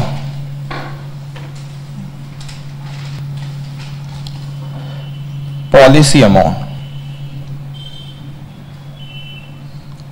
100 लाख, ठीक है। Stock on the date of fire 200 lakh. अब बढ़ा दिया मैंने उसको, ठीक है। सैल्वेज गुड्स, सैल्वेज वैल्यू जो गुड्स बच गए अपने वो 20 लाख, ठीक है। तो आप मेरे को इतना बताओ बेटा, लॉस ऑफ स्टॉक कितना? मैं नहीं लिखता, आप बताओ मेरे को। 180 लाख, ठीक है बेटा। हाँ, 1 करोड़ 80 लाख। तो 200 माइनस 20, 180 लाख, ठीक है। इंश्योरेंस कंपनी से कितने मांगू? 100 जो 90 बोल रहे हैं ना, वो मैं ऑनलाइन क्लास अटेंड की थी। हाँ, वो जो बैठना अभी, ठीक है। अच्छा, एक है बेटा अपने पास ऑप्शन। अब समझ, लॉस तो समझ गए ना, 180 लाख का वो, ठीक है। अब मेरे को एक बात बताइए बेटा, अगर मैं कहता हूं ठीक है सर सारा का सारा स्टॉक इंश्योर्ड नहीं था, पहले तो मैं वो पॉइंट आपसे कहता हूं बेटा कि 100 की पॉलिसी अमाउंट थी, स्टॉक कितने का था? 200। तो क्या सर ऐसा हो सकता है क्या कि हमने पॉलिसी निकाले 100 लाख की, लेकिन गोडाउन में कितने का रखा है बच्चों? 200। ऐसा हो सकता है क्या? हाँ ना, हो सकता है। क्यों हो सकता है? 2 रीजन है। पहला, क्योंकि जितने का स्टॉक की पॉलिसी निकालेंगे उतना ज्यादा क्या देना पड़ेगा? प्रीमियम। तो बिजनेसमैन सोचता है यार प्रीमियम बहुत बढ़ रहा है, इतना थोड़ा रिस्क, मैं पूरा तो इंश्योर नहीं करा, कुछ पार्ट करा लेता हूं। तो प्रीमियम ज्यादा जाएगा तो फिर क्या करता, थोड़ा सा वो रिस्क को बोलता थोड़ा मैं बेयर कर लूंगा, थोड़ा इंश्योरेंस कंपनी कर लेंगी, तो प्रीमियम भी ज्यादा जाएगा, तो इसलिए एक रीजन है। मगर कभी कभी ऐसा होता है कि जनरली उसकी दुकान में हो सकता है कि स्टॉक जनरली कितने का रहता है? 100 लाख का, लेकिन दिवाली आने वाली थी, सेल बहुत होता है, तो उसने गोडाउन में बहुत स्टॉक भर के रखा था, और अनफॉर्चुनेटली जब ही आग लग गई। होता है, हो सकता है ना कभी सीजन में उसने बहुत ना, अपने अम्ब्रेला का बिजनेस है, साल भर कुछ स्टॉक नहीं रहता, बारिश के वक्त खूब खाते भरे अपन ने गोडाउन में, और अनफॉर्चुनेटली जब भी आग लग गई, तो कभी कभी ऐसा हो जाता है कि स्टॉक आपका जो एस्टिमेट रहता है उससे ज्यादा का गोडाउन में रखा, और जब भी क्या हो गया बेटा? आग लग गई। तो नुकसान हुआ मेरा 180 लाख का। तो नुकसान तो एक, मगर इसमें क्या पूरा का पूरा इंश्योरेंस कंपनी से लेंगे क्या? नहीं। तो मैं आपसे कहता हूं यहां लिखता नीचे, मेरे पास स्टॉक टोटल कितने का था बेटा? 200 का, और लॉस हुआ मेरा 180 का। तो मेरे को बताओ इसमें से 100 क्या था बेटा? इंश्योर्ड, और 100 क्या था? अनइंश्योर्ड। इतना आपको समझा? क्या बोला हमने? इसको मैं आसान सरल भाषा में बोलूं अपनी, 100 का स्टॉक इंश्योरेंस कंपनी के भरोसे, 100 का स्टॉक हमारे भरोसे। ठीक है, अब आप बोलेंगे ठीक है सर, 100 का स्टॉक इंश्योरेंस कंपनी के भरोसे, 100 का स्टॉक हमारे भरोसे, तो सर 180 का नुकसान हुआ मेरा। तो मैं बोलता हूं चलो 100 इंश्योरेंस कंपनी से ले लेंगे, बचा हुआ 80 मैं बेयर करूं। Yes sir, understand this point. नुकसान 200 का नहीं हुआ, नुकसान कितने का हुआ? 180 का। क्यों 180 का हुआ बेटा? कमान 20 का क्या था? बच गया ना गुड्स, तो इसलिए कम हो गया, 180 का हुआ। तो मेरे को बताओ क्या मैं पूरा का पूरा इंश्योरेंस कंपनी तो नहीं देने वाली, तो उससे 100 का निकाला तो 100 का दे देंगे क्या? नहीं देंगी। मैं बताऊं क्यों नहीं देगी? आग लगी, आपने किसको बुलाया? Fire brigade. अब फायर ब्रिगेड वाला आया, उसने पानी वानी डाला और आग को क्या करा? बुझाया, आपके गुड्स बचे।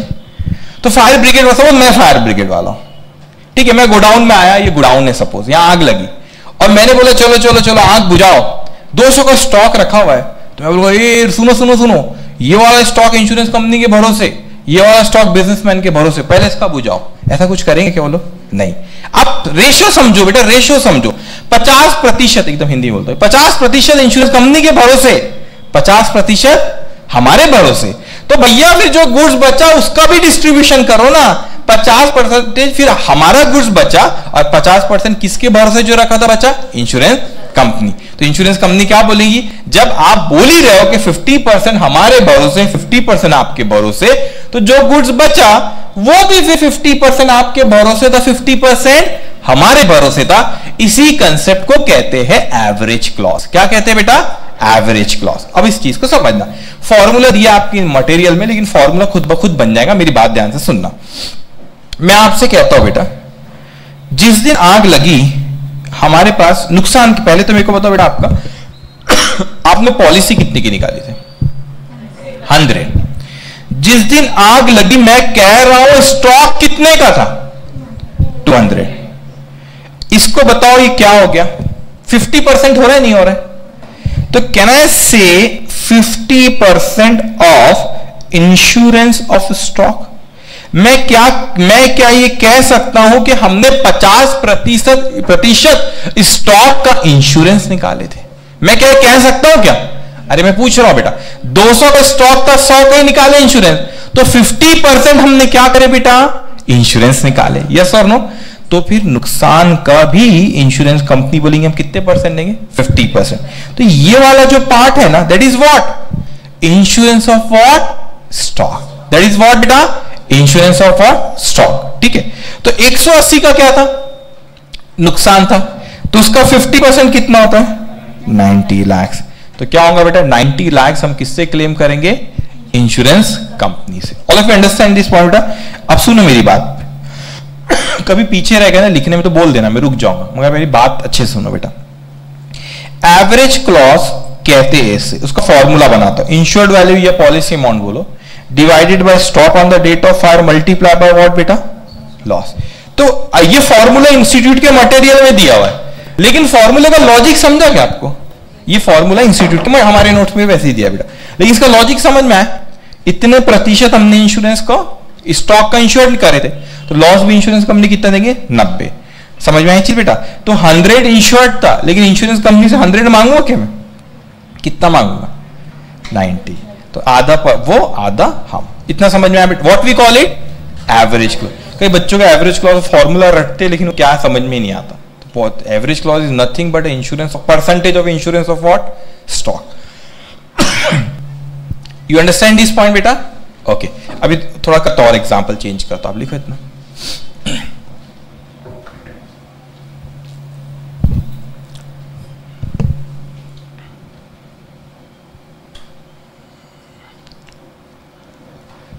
ओके, एक और मैं, अच्छा एक और मैं लेता हूं, फिर आज पूछता हूं। चलो अभी मैं आने तो कोई चीज को रिलेट करता हूं। मेरे को बताइए, फर्स्ट एग्जांपल में मैंने एवरेज क्लॉज नहीं बोला था, बोला था एवरेज क्लॉज, सिखाया था आपको कुछ ऐसा। सेकंड में सिखाया, थोड़ा सा टाइम लेना और सोच के बोलना कि सर ने फर्स्ट इसमें तो बोले कि पूरा का पूरा 70 लाख ले लो उनसे, इंश्योरेंस कंपनी से। यहां पर सर ने नहीं बोले कि 180 लाख ले लो। क्या फर्क था पहले और दूसरे एग्जांपल में? If stock on the date of fire is more than the insured value और policy amount, then average clause will apply. क्योंकि यहां तो पहले एग्जांपल में पूरा का पूरा किसके भरोसे बेटा? Insurance company. दूसरा एग्जांपल में क्या हुआ? आधा उनके भरोसे, आधा हमारे भरोसे। तो जब कुछ हमारे भरोसे रहा तो फिर क्या होगा बेटा? Average clause. You understand this point? तो आप बल्कि फर्स्ट एग्जांपल में नीचे लिखो, वहां पे फर्स्ट एग्जांपल में claim equals to loss of stock, full claim. क्यों फुल क्लेम? इतना समझ में आया आपको बेटा? क्यों फुल क्लेम? क्योंकि यहां पे पूरा का पूरा किसके भरोसे था? Insurance company. ठीक है,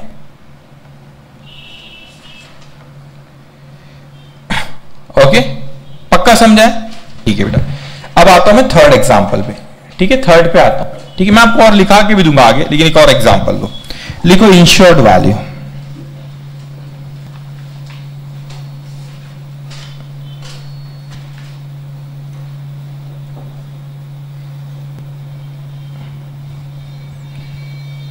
$300 lakhs। ठीक है, stock on the date of fire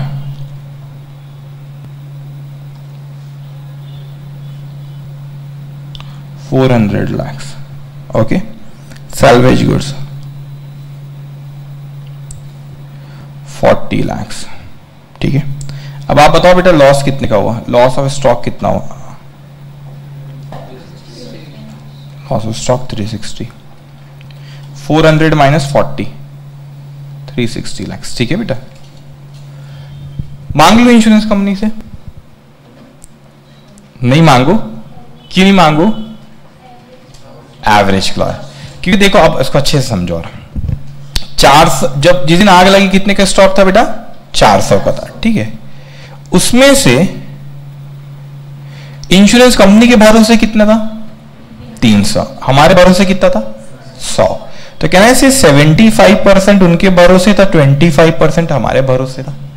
तो लॉस का भी 75% निकालो। 360 का 75% बेटा 270। तो देखना अपना फाइनल आंसर 270 आएगा, है ना? लॉजिक समझ में आया ना बेटा आपको? तो देखो अब यहां पे मैंने कहा, यहां पे सर फॉर्मूला जो है insured value divided by stock on the date of fire multiply by loss. तो बेटा इंश्योर्ड वैल्यू कितनी थी आपकी? 300। स्टॉक कितने का था? 400। तो परसेंटेज निकालो। अगर यहां पे तो 75% आ रहा है ना, तो this is what? Percentage of insurance of what बेटा? Not loss of stock, percentage of what बेटा? Insurance stock. मतलब स्टॉक कितना था? 400। इंश्योरेंस कितने का निकाले? 300। मतलब कितने प्रतिशत इंश्योरेंस स्टॉक हमारा इंश्योर्ड है? 75%। समझ में आया सबको? लॉस कितने का हुआ बेटा? 360। तो कितना आ रहा है? 270। All of you understand this point? तो वाई वी, अच्छा इसको क्या बोलते हैं? ये क्लेम का अमाउंट चेंज हो गया है, यहां पे क्लेम ऐसा हो गया है। इसको क्या बोलते हैं? Average clause. ठीक है, इसको क्या कहते हैं बेटा? एवरेज। सबको समझे एवरेज क्लॉज क्या है? बहुत लोग नहीं समझ, मतलब concept. All of you understand what is average clause? ठीक है, देखो पहले मैंने आपको ये नहीं बताया बेटा, फॉर्मूला नहीं बताया। पहले क्या बताया? ये समझ में आया? तो ये क्यों बना वो खुद पे खुद समझिए आपको। You understand this point? ठीक है, अब उसके बाद अब आगे लिखिए। सबने लिखिए ये? ओके, नहीं लिखो।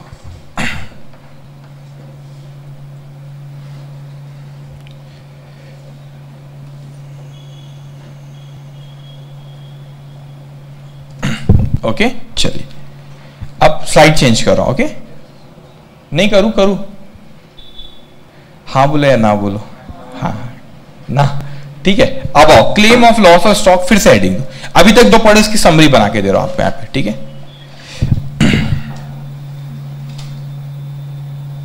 बेटा, ये सारी चीजें आपके नोट्स में दी हुई है, लेकिन जो एग्जाम्पल मैं खुद ही क्रिएट कर रहा हूं ये सब नहीं रहेगा वहां पे, तो ये आपको रिवीजन में हेल्प करेगा। यहां पे लिखो stock on the date of fire is less than policy amount. मतलब जो स्टॉक था पॉलिसी अमाउंट से कम है, तो पूरा का पूरा स्टॉक किसके भरोसे? इंश्योरेंस। तो यहां एवरेज क्लॉज लगेगा नहीं। ठीक है, वेरी गुड। तो यहां पे क्लेम कैसे कैलकुलेट करेंगे बेटा? Stock on the date of fire, stock on the date of fire, ठीक है, माइनस सैल्वेज वैल्यू, जो भी बचा वो क्या रहेगा बेटा आपका? Loss of stock. तो स्टॉक में सारा का सारा क्लेम कर लेंगे। हाँ, क्यों? क्योंकि पूरा का पूरा किसके भरोसे? इंश्योरेंस का। आप चाहो तो वहां लिख सकते पहले, इसमें कौन सा एग्जांपल नंबर 1 वाला केस है, ठीक है। अब यहां पे loss of stock equals to what बेटा? क्लेम। यहां पे क्या हो रहा है आपका? Full claim. मतलब जो आपका नुकसान हुआ पूरा का पूरा हमने क्या कर लिया बेटा? इंश्योरेंस कंपनी से क्लेम कर डाले। ओके, अब लिखो आप राइट हैंड साइड पे, stock on the date of fire is more than policy amount. वो किससे ज्यादा है बेटा? पॉलिसी अमाउंट से ज्यादा स्टॉक है। इसका मतलब क्या हुआ? कुछ इंश्योरेंस कंपनी के भरोसे और कुछ हमारे भरोसे। समझ में आई चीज? तो क्या यहां पे एवरेज क्लॉज आएगा क्या? यस। लिखो बेटा, यहां पे आप जब क्लेम कैलकुलेट करोगे, stock on the date of fire less salvage value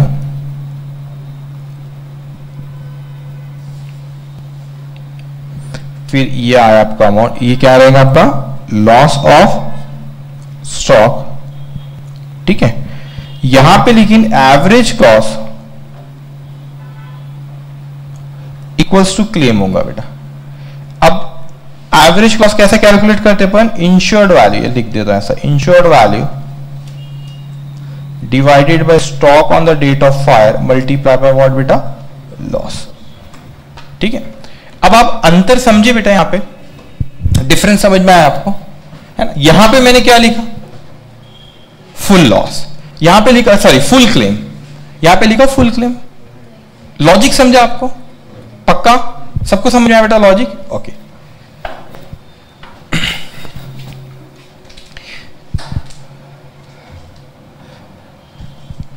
ठीक है।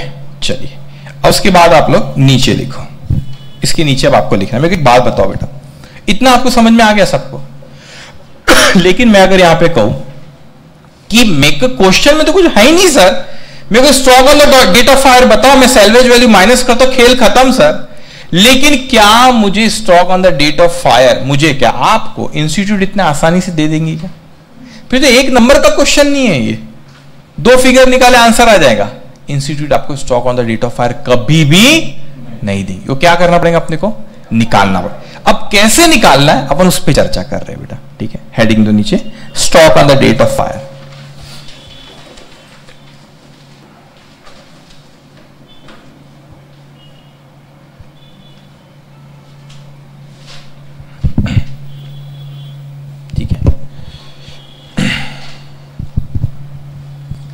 ठीक है, अब यहां पे लिखो, पूछ रहा मैं आपसे, ठीक है, फिजिकल वेरिफिकेशन।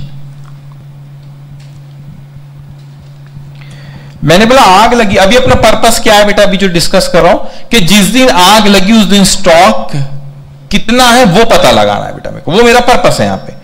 तो मेरे को बताओ, आग लग गई, क्या फिजिकल वेरिफिकेशन हो सकता है क्या? आग लग गई, चलो मैं आपसे पूछता हूं, ऐसा हो ना आपके गोडाउन में आग लग गई, मैं आया इंश्योरेंस कंपनी में, बताओ आग कितनी लगी थी, तो सॉरी स्टॉक कितने का जला, तो आप मेरे को बोलेंगे चलो ना सर अपन खुद ही काउंट करके आ जाते हैं। है पॉसिबल? नहीं। क्यों नहीं है? वो तो जल गया ना, कहां से जाओ और कहां से? आपने पढ़े होंगे फाउंडेशन में physical verification, the leaf of FIFO, सब करे होंगे आपने वहां पे। तो फिजिकल वेरिफिकेशन होता है अनऑल, तो फिजिकल वेरिफिकेशन क्या मेरे लिए पॉसिबल है क्या? नहीं। चलो हटाओ इसको, ये ऑप्शन अपने पास है ही नहीं। अभी मेरे को क्या निकालना है, स्टॉक कितना था, तो इससे काम चल रहा है मेरा नहीं। दूसरा ऑप्शन स्टॉक रिकॉर्ड, ठीक है। अभी आपने पढ़े होंगे फाउंडेशन में बेटा लीफो फीफो, पढ़े ना आपने, weighted average method and all, ठीक है। तो स्टॉक रिकॉर्ड था, वो रजिस्टर में लिखते थे सर, हमारे अकाउंटिंग कंपनी सब सिखाए थे और बराबर वैसे मेंटेन करता था। स्टॉक रिकॉर्ड जनरली कहाँ होता है, स्टोर में। आग कहाँ लगी, स्टोर में। तो ऐसा तो नहीं कि उसको नहीं जलाऊंगा बाजू से घूम के, ऐसा मैं जाता हूं इनको तकलीफ ना हो स्टॉक निकालने में, फिर तो वो भी जल गया, काम जमेगा, यहां से जल गया ना स्टॉक रिकॉर्ड भी, यहां से भी stock on the date of fire नहीं निकल रहा है। अब मैं आगे बढ़ा, मैंने कहा सर आपकी बात सही है, साल शुरू हुआ 1/4/2020 को, खत्म हुआ बच्चों 31 मार्च 2021 को, यहां खत्म हुआ बेटा, ठीक है। आग कब लगी थी वही डेट ले लेते, 30 जून लिया था शायद मैं, 30 जून 2020, this is what date of fire, ठीक है। अब आराम से इसको अच्छे से चर्चा करेंगे बेटा। ये मेरा गोडाउन था, आग ये मेरा गोडाउन था और इसमें क्या हो गया बेटा, आग लग गई, इस डेट ऑफ आग लग गई बेटा यहाँ पे। अब डेट ऑफ फायर मेरे को बताओ, मेरा उद्देश्य क्या है, मेरा पर्पस क्या है, मेरे को निकालना क्या है यहाँ पे। मुझे ये निकालना है कि सर जिस दिन आग लगी उस दिन मेरे गोडाउन में स्टॉक, बस वो निकालना है। इससे काम नहीं हुआ, इससे काम नहीं हुआ, अब कहीं ना कहीं तो काम चलाना पड़ेगा ना बेटा। इंस्टीट्यूट देंगे नहीं तुमको कि stock on the date of fire कितना था, जिस दिन आग लगी उस दिन स्टॉक कितना था, वो तो दिया हुआ नहीं है, वो निकालना पड़ेगा बेटा, ठीक है। अब हम सोचते कि कैसे निकाल सकते। लाइफ में कभी ट्रेडिंग अकाउंट बनाया होंगे, सबने बनाए होंगे बेटा, ठीक है। ट्रेडिंग अकाउंट क्या क्या आता है ट्रेडिंग अकाउंट में, ओपनिंग स्टॉक, परचेज, सेल्स, है ना, और carriage inward, sales return, purchase return, है ना, डायरेक्ट एक्सपेंस, ठीक है बेटा, क्रॉस प्रॉफिट, और कुछ आता है, क्लोजिंग स्टॉक, स्टॉक आता है ना वहां पे, लॉस आता है, और कौन सा लॉस आता है, लॉस आता है, ठीक है। ट्रेडिंग अकाउंट सबको पता है बेटा। आप सुनो, क्यों ना मैं सोचो, आप भी सोचो, ट्रेडिंग अकाउंट में आप क्या लिखते हो, trading account for the year ended, ऐसा लिखते हो ना आप लोग। What do you mean for the year ended, पूरे साल का। मैंने सर पूरा साल वाल नहीं पता मेरे को, आग लगी बहुत डिस्टर्ब हुआ भी मैं, तो मैंने बोला पूरा साल नहीं जम रहा मेरे को। तो क्या ये पॉसिबल है क्या बेटा, trading account for the period 1/4/20 to 30 जून 20, इतने पीरियड का बनाते, इतने पीरियड का बनाता हूं, ठीक है। सोचो थोड़ी देर के लिए अपन सोचते हैं कि इतने पीरियड का मैं बनाना चाहता हूं। मैं ऐसा आपसे क्यों कह रहा हूं सर कि मैं सिर्फ 3 महीने का क्या बनाना चाह रहा हूं बेटा, ट्रेडिंग अकाउंट। मैं आपसे क्यों कह रहा हूं कि बेटा मैं ये सिर्फ इतने वक्त का ट्रेडिंग अकाउंट बनाना चाह रहा हूं। अब समझना, अकाउंटिंग ये क्या है, आपने 11th में पढ़े होंगे, अकाउंटिंग इज एन इक्वेशन। क्या आप पढ़े हो कभी ऐसा, नहीं, अच्छा चलो ठीक है। अकाउंटिंग इज एन व्हाट बेटा, इक्वेशन।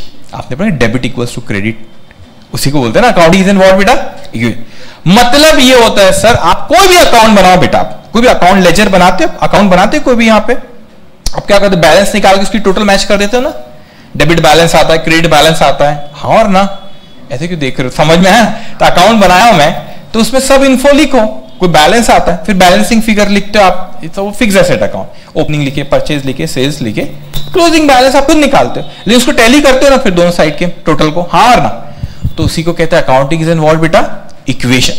तो दोनों साइड मैच होती है, दोनों साइड जब मैच होती है, इसका यह मतलब होता है कोई भी एक छुपी हुई खबर को, छुपी हुई चीज को मैं निकाल लूंगा एज ए बैलेंसिंग फिगर, इसका यही मतलब होता है ना।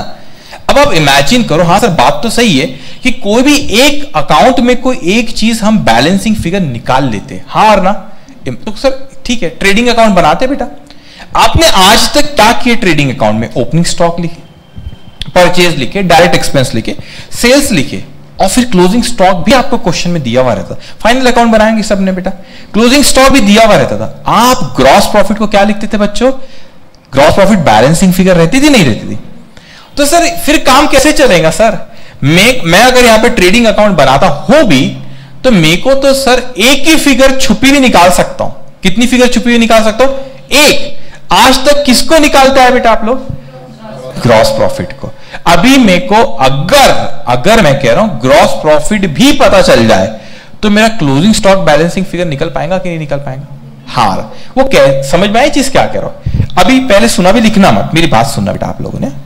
मैंने ये एक अकाउंट क्रिएट किया, ठीक है, मैंने यहां पे लिखा 2, अभी लिखना मत, मेरी सुनते जाना बेटा। 2 क्या लिखा? ओपनिंग स्टॉक, ठीक है। 2 परचेज बाय सेल्स, ठीक है, ऐसी कोई मैं लिख रहा हूं, ठीक है। कभी कभी मैं आपको समझने के लिए कह रहा हूं। और क्या आता है? ट्रेडिंग के डायरेक्ट एक्सपेंस आते हैं, ठीक है। और क्या आता है आपको ये पता है?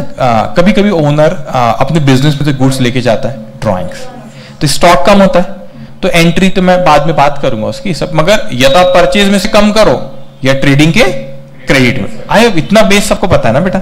बस ठीक, इतना ही एक्सपेक्टेशन है आप लोगों से। आई नो आपको ज्यादा पता होगा सबको, ठीक है।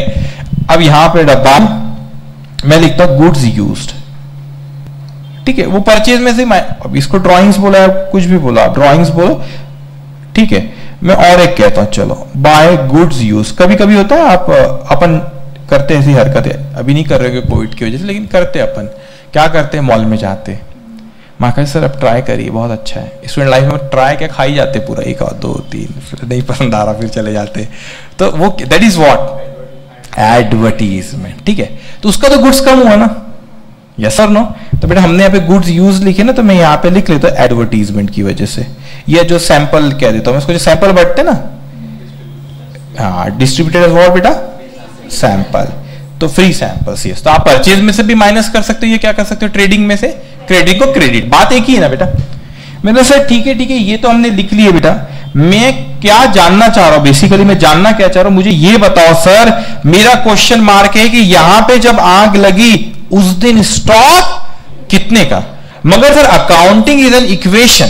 What is equation? What do mean by equation?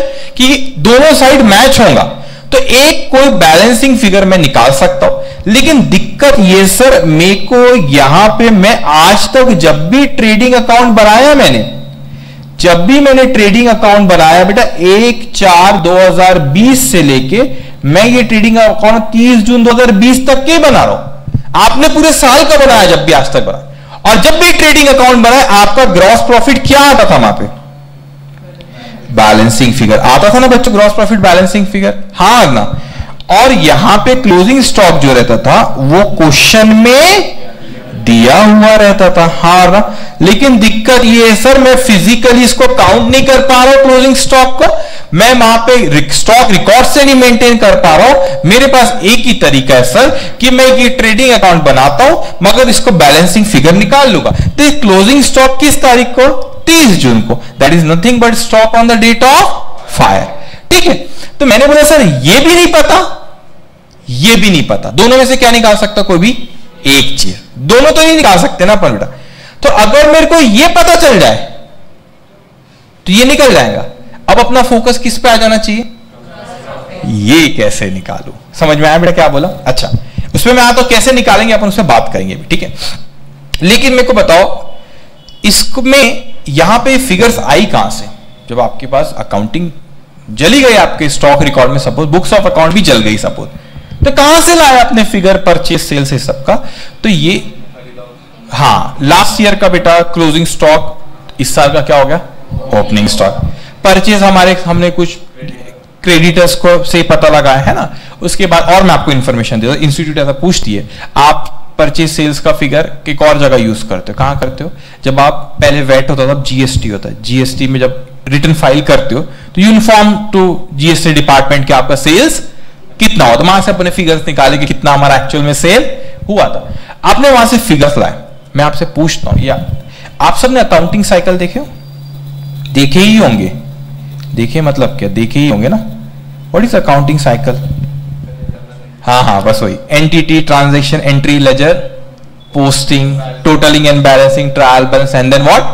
Final. समझिए बेटा? चलो मैं कहता हूं, मुझको बताओ क्या अकाउंटिंग साइकिल, में लिखता नहीं उतनी साइकिल, समझाने के रहा, अकाउंटिंग साइकिल के सबसे आखिरी स्टेप क्या होती है? Final account. सबको पता है इतना कि लिखूं मैं साइकिल? पता है ना सबको? सबसे आखिरी साइकिल क्या होती है बेटा मेरी? Final account. फाइनल अकाउंट का ट्रेडिंग अकाउंट क्या होता है? एक हिस्सा होता है। आप मुझको बताओ, क्या मैं ये ट्रेडिंग अकाउंट बना रहा हूं, अकाउंटिंग साइकिल फॉलो हुई है क्या? क्या मैंने परचेज का फिगर लेजर से उठाया क्या? जल गया लेजर? लेजर से उठाया क्या? सेल्स का फिगर लेजर से उठाया क्या? नहीं ना बेटा। समझ रहे मैं क्या कह रहा हूं आपसे? अकाउंटिंग साइकिल यहां पे फॉलो, कच्चा पक्का काम चल रहा है, एस्टिमेटेड बेसिस पे चल रहा है। तो जब कोई चीज कच्ची पक्की रहती है ना, उसको हम बोलते हैं मेमोरेंडम। Memorandum trading. इसीलिए ये चैप्टर में आप देखोगे, मॉड्यूल में भी देखोगे, they use the word memorandum trading account. You understand logic? Why they call it memorandum account? क्योंकि ये कैसा है? कच्चा पक्का, एस्टिमेटेड बेसिस पे, not from the actual purchase account और from the sales account ledger. You understand this point बेटा? अब ठीक है, इसलिए इसका मेमोरेंडम क्या कहते हैं? Trading account. अपन और सोचते हैं, ठीक है। मैं सोचने लगा सर, ये बस ऊपर वाला कैसे तो भी जुगाड़ कर दे, इसका काम हो गया अपना, ये निकल जाएगा खुद ब खुद, ठीक है। What is gross profit? Sales जो हुआ उस पर कितना कमाया आपने, है ना? तो बोलेंगे भाई इंस्टीट्यूट को उतना तो बता दे कि जो सेल्स हुआ उस पर हमने कितना कमाए, ठीक है। आराम से उस पर बात करेंगे बेटा भी। तो इंस्टीट्यूट को बहुत ही आप पे खुश है, बहुत ही एकदम बोले नहीं इससे इजी कुछ नहीं जिंदगी में, तो आपको वो directly gross profit ratio question में दे देंगे। एग्जाम में आता है वो, they will give you the gross profit ratio कि ग्रॉस प्रॉफिट किस पे होता है बेटा? सेल्स पे। अगर यहाँ पे 1000 है तो उसने आपको दिया 30% ग्रॉस प्रॉफिट रेशियो, तो आप यहाँ पे कितना लिखोगे? 300। तो this will be the balancing figure. Yes और नो? अच्छा, कभी कभी ऐसा होता है कि ग्रॉस प्रॉफिट रेशियो क्वेश्चन में दिया नहीं। अब क्या? ग्रॉस प्रॉफिट रेशियो उसने क्वेश्चन में आपको दिया नहीं, तो एक पॉसिबिलिटी है सर, मैं आपसे कहता हूं, मैं आराम से बात करता हूं कि मेरे को ग्रॉस प्रॉफिट रेशियो गिवन है, तो इससे बेहतर कुछ नहीं। लेकिन कभी हो सकता है बेटा कि gross profit ratio not given, ये भी हो सकता है क्वेश्चन में बेटा। तो क्या करना चाहिए फिर? इंस्टीट्यूट आपको और परेशान करना चाहती है, वो चाहती है कि बच्चों से मेहनत कराओ सर, जीपी रेशियो क्वेश्चन में देगा नहीं, वो जीपी रेशियो नहीं दिया उसने, तो फिर आपको क्या करेंगे? पिछले साल की ट्रेडिंग अकाउंट की जानकारी देगा। क्या देगा बेटा? पिछले साल के ट्रेडिंग अकाउंट की जानकारी देगा आपको। तो क्यों दे रहा है पिछले साल के ट्रेडिंग अकाउंट की? ये इतने महीने की नहीं दे रहा, 3 महीने की, वो तो हमने बनाया अभी। इसके अलावा इतनी जानकारी तो दिया ही दिया, जीपी रेशियो उसने नहीं दिया, लेकिन जब ये नहीं देता ना, तो वो आपको पिछले साल के पूरे साल की जानकारी देता है कि पिछले साल का ओपनिंग स्टॉक कितना था, परचेज कितना था, सेल्स कितना था, पिछले साल का क्लोजिंग स्टॉक, इस साल का क्या हो जाएगा बेटा? Opening stock. सारी चीजें पिछले साल की देता है ताकि हम क्या कैलकुलेट करें? Gross profit. और फिर क्या कैलकुलेट करें वहां से? Gross profit ratio. और फिर वो रेशियो क्या करो? यहां पे अप्लाई करो। अब फिर दिमाग में हलचल होती है, सर पिछले साल कमाया था, इस साल जरूरी थोड़ी नहीं कि वही रेशियो से बेचूं। मैंने पिछले साल 20% मार्जिन रखा था, क्या जरूरी है कि बेटा इस साल भी 20% मार्जिन रखूं? पूछ रहा हूं, जरूरी है क्या? पिछले साल जीपी रेशियो 20% था, इस साल कुछ और हो सकता है, 22 हो सकता है, 25 हो सकता है। बेटा अब नहीं पता है तो इसको मानने में भी कोई हर्ज नहीं कि जो पिछले साल था वही इस साल, unless until otherwise specified in the question. उसने ये बोला कुछ जीपी रेशियो दिए नहीं, हमने पिछले साल का कैलकुलेट करे 20%, तो हम क्या मानेंगे? जो पिछले साल था वही इस साल था। अगर क्वेश्चन बोला नहीं इस साल 2% से बढ़ा, फिर बोलूंगा पिछले 20 था तो इस साल 22 होगा, क्योंकि उसने क्वेश्चन में बोला। कुछ नहीं बोला तो हम क्या मानेंगे? जो पिछले साल था वही क्या था? इस साल। मैं आपको कंसेप्ट बताऊं, हमेशा सीए फाइनल तक याद रखना। When you take the assumption, always take a normal assumption. जब आप कोई assumption लेते हो ना, देखो एबनॉर्मल बातें तो क्वेश्चन में दी हुई रहती है, मगर जब आप कुछ सोचते हो तो हमेशा क्या सोचना?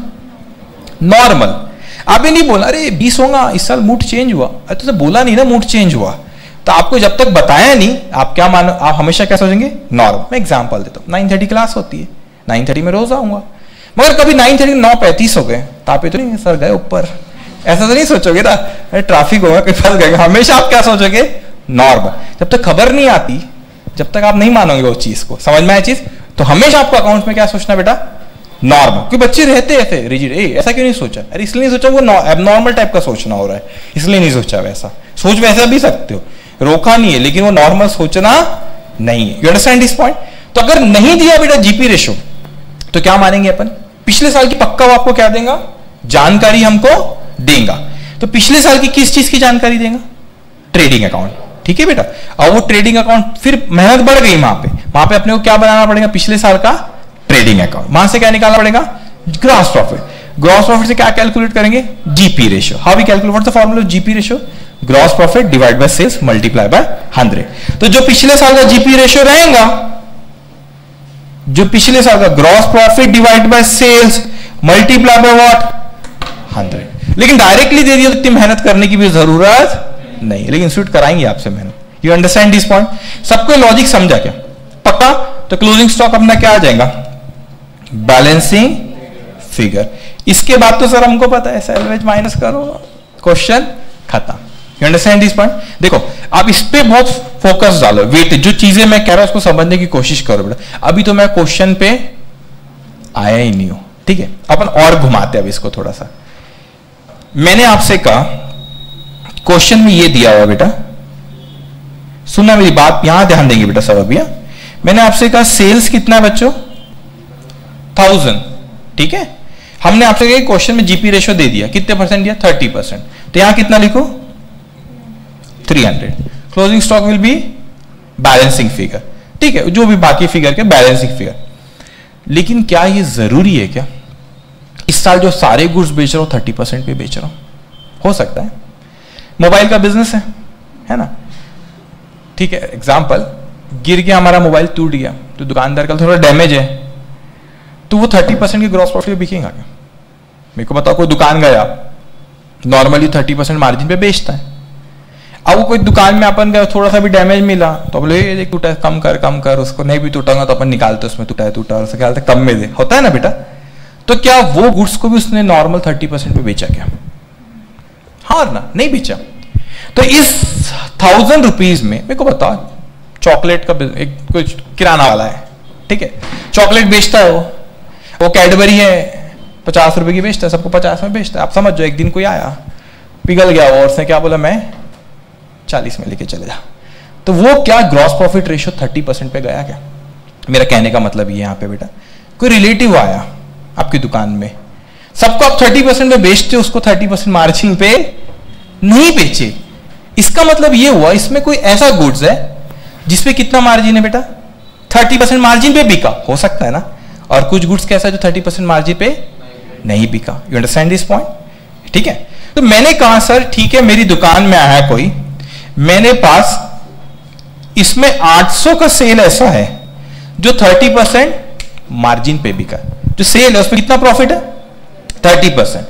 कैडबरी थी, कैडबरी हम 30% मार्जिन पे, एग्जांपल दे, उस पर एमआरपी रहती है, एग्जांपल देता कि उस पर 30% का मार्जिन रहता है सपोज, ठीक है। लेकिन कोई आया और आपने कितने में दे दिया उसको, कम में, तो उस पर 30% का मार्जिन कमाए क्या आपने, कमाए कि नहीं कमाए, नहीं कमाए। होता है ना आपकी कोई रिलेटिव की शॉप में, चल यार पहचान का सस्ते में देगा, है ना, अपन जाते हैं वहां पे और बोलते कम करो, घर की बात है, घर की बात रहती नहीं तो भी अपन बोलते घर की बात है बोलते कम उससे करा लेते बेटा। तो क्या वो 30% मार्जिन पे बिका क्या, नहीं बिका। अब मैं तो बताओ, इसमें से अगर मैं कहता हूं कि 800 का सेल ऐसा है जो 30% मार्जिन पे बिका, 200 का सेल ऐसा है जो 20% के मार्जिन पे बिका। मैं आपसे पूछता हूं बेटा, क्या मैं 800 यहां पे 1000 का 30% 300 लेना सही है कि 800 का 30% लू और 200 का 20% लू? 800 का 30% और 200 का कितना बेटा, वो सही होगा कि नहीं होगा? हाँ, तो मतलब काम बढ़ गया अपना। क्या काम बढ़ा? कभी कभी क्वेश्चन में हो सकता है कि हमको जब वो पूछे तो कुछ सेल ऐसा है जो नॉर्मल जीपी रेशियो पे बिका है और कुछ सेल ऐसा है जो नॉर्मल जीपी रेशियो पे बिका नहीं है। तो आसान भाषा में बोलूं, वो एबनॉर्मल आइटम बोलेंगे। बस क्या बोलेंगे बेटा? एबनॉर्मल। तो हमने बोले सर अगर मैं डायरेक्ट 1000 का ले लूं यहां पे 30%, तो वो तो गलत हो जाएगा क्योंकि पूरा 1000 30% के मार्जिन पे बिका नहीं, कुछ 30 पे क्या, कुछ 20 पे। तो मैंने तो आपको कहने को कहा कि यहां पे 30 ले लो और उसका 20 ले लो, लेकिन और उसको अपन सिस्टमेटिकली जब सॉल्व करिए, मैंने बोला भाई देख अपन कैटेगरी बांट देते, हम नॉर्मल, तू एबनॉर्मल, तू थोड़ा दूर रहे हमसे। तो जब मैं ट्रेडिंग अकाउंट बनाऊंगा, मैं बोलूंगा देख भाई तू मेरे घर पे भी मत आना, ठीक है ना। रहता ना एक हमारा दोस्त रहता है बहुत ही बिगड़ा हुआ रहता है, तो पेरेंट बोलते मत बुलाओ उसको, बस वैसे ही हमारा भी कि हम नॉर्मल है, वो क्या बेटा एबनॉर्मल। तो हमने बोले कि जब ट्रेडिंग अकाउंट बनाएंगे बेटा, मैंने बोला मैं एक कॉलम बनाऊंगा नॉर्मल का और बाजू वाला कॉलम किसका, एबनॉर्मल। तो जो भी एबनॉर्मल वाले आइटम है उनको कहां डील करेंगे, एबनॉर्मल, नॉर्मल में नॉर्मल। समझ में आई चीज। अब सर क्या क्वेश्चन में मेरे को वो बताएंगा बेटा कि नॉर्मल जो गुड्स बिका वो कितने परसेंट पे बिका और एबनॉर्मल जो बिका वो कितने परसेंट पे बिका। यस, वो बताएंगा हमको कि जो नॉर्मल जो, अच्छा जीपी रेशो अपन किस पे लगाएंगे, हमेशा नॉर्मल पे। एबनॉर्मल पे कोई जीपी रेशो देता नहीं जनरली, वो एबनॉर्मल आइटम जनरली लॉस में बिके हुए रहते, तो वो आपको जरूर ये बताता है इतने का एबनॉर्मल था, इतने के नुकसान पे बिका, तो वो अपन एक अलग कॉलम बाजू में किसका बना लेंगे बेटा, एबनॉर्मल का। तो एबनॉर्मल के बारे में जो जानकारी दिया वो कहां पे लिखेंगे अपन, एबनॉर्मल। अपनी मर्जी से नहीं बोलेंगे इतने परसेंट पे गया, मेरे को लग रहा है 30 पे गया तो 15 पे गया हूं, ऐसा नहीं करेगा। वो आपको बताएगा कि वो एबनॉर्मल कितने में गया है, तो उसको अपन बाजू वाले कॉलम में रखेंगे। तो एक कॉलम पे किसकी जानकारी लिखेंगे बेटा, नॉर्मल, दूसरे कॉलम पे किसकी, एबनॉर्मल। तो यहां पर जब आएगा आपका क्लोजिंग स्टॉक, एक किसका आएगा, नॉर्मल, दूसरा किसका आएगा, abnormal. All of understand this point. बस ये चैप्टर की क्या था, ये theory. You understand this point बेटा। तो इस तरीके से अपना क्या आ जाएंगे, stock on the date of fire. तो मैंने आपको नॉर्मल एबनॉर्मल भी बताया, मैंने आपको ये भी बताया कि जीपी रेशियो कभी देता है कभी नहीं देता। तो कौन से साल का निकालना पड़ेगा बेटा, पिछले साल का। पिछले साल का जीपी रेशियो निकालेंगे, मगर क्या हम हमेशा नॉर्मल अजम्पशन लेंगे, तो हम क्या मान के चलेंगे, वही जीपी रेशियो इस साल लगा, unless until otherwise specified in the question. All of you understand the concept of average clause, yes और नो। ठीक, अब देखना, इसको आप लिखो, पहले मैंने मना किया था, अब आप देखना जब क्वेश्चन करेंगे ना यूं हो जाएंगे।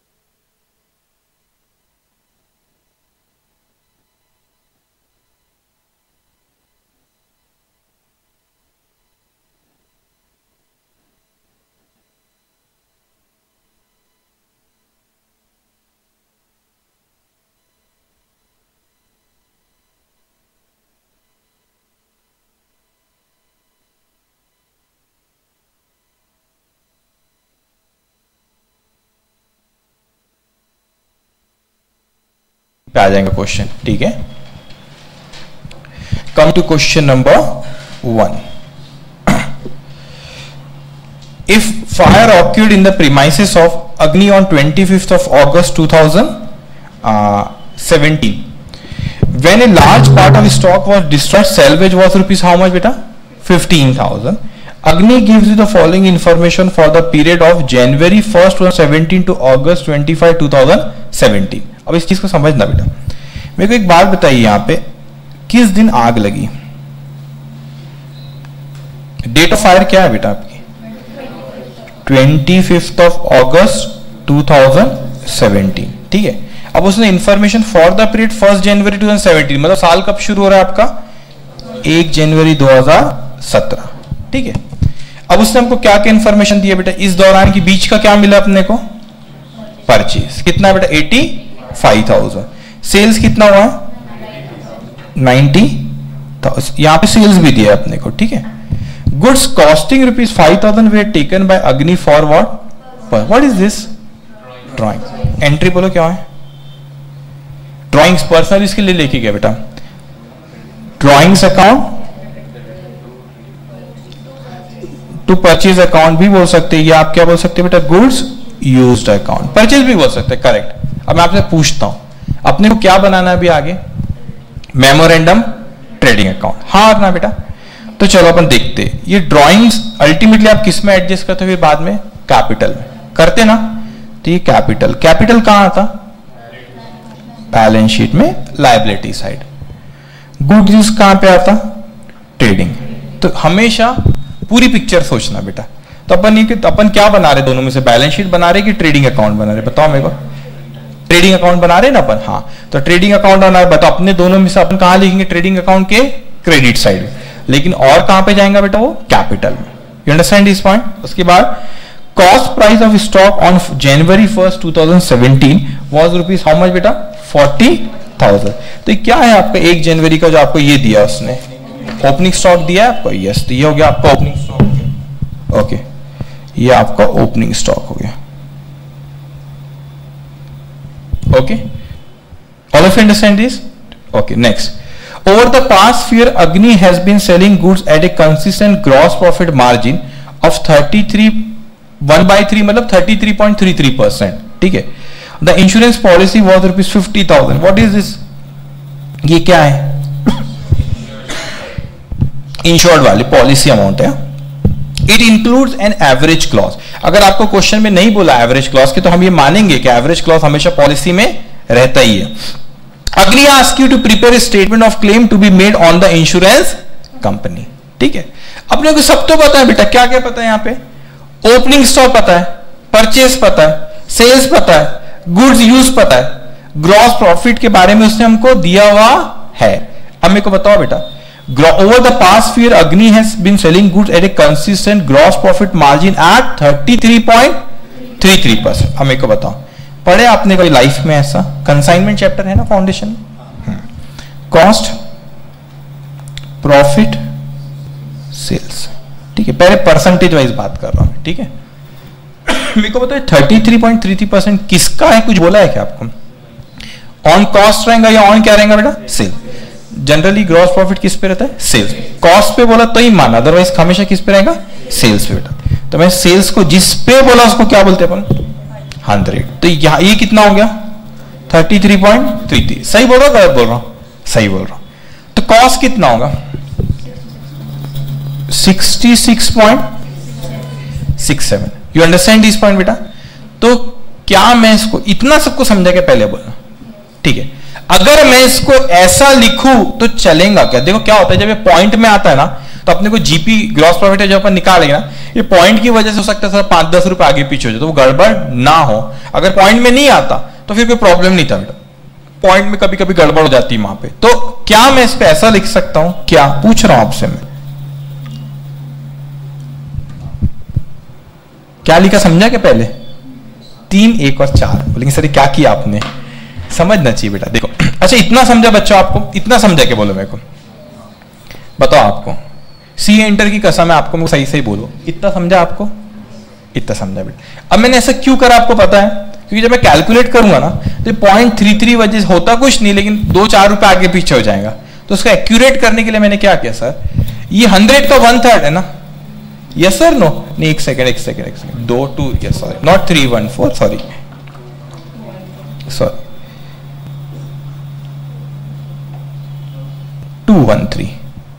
ठीक है, अब ऐसे क्यों किया, कैसा क्यों लिखा समझा आपको बेटा? ये जो है 33.33% किसका है बेटा? सेल्स का 1/3 है ना बेटा, तो सेल्स अगर 3, इसका 1/3 1 आया, तो यहां पे कितना आएगा 2, 213। All of you understand this? Sure? क्यों? हाँ ना, पक्का बोलना। क्यों किया मैंने ऐसा? पॉइंट की वजह से हो सकता है कुछ आगे पीछे हो जाए। यू अंडरस्टैंड दिस बेटा? तो ये सेल्स का 1/3 है, तो सेल्स 3 है, तो प्रॉफिट कितना 1, तो कॉस्ट कितना होगा 2। कॉस्ट प्लस प्रॉफिट क्या होता है बेटा? सेल्स। तो अगर ये 1/3 सेल्स का है बेटा, तो सेल्स को मैं 3 लिया, इसको कितना लिखा 1, तो कॉस्ट कितना 2। यू अंडरस्टैंड दिस पॉइंट बेटा? हाँ, मैं जब भी ऐसा करूंगा, आगे भी आएगा सर, मैं जब भी ऐसा करूंगा जब कब होगा ये पॉइंट में दिखा मेरे को, अदरवाइज नहीं करेंगे, अदरवाइज फिर प्रॉब्लम नहीं जाता। ठीक है, ये लिखना है तो कहीं लिख लो बेटा।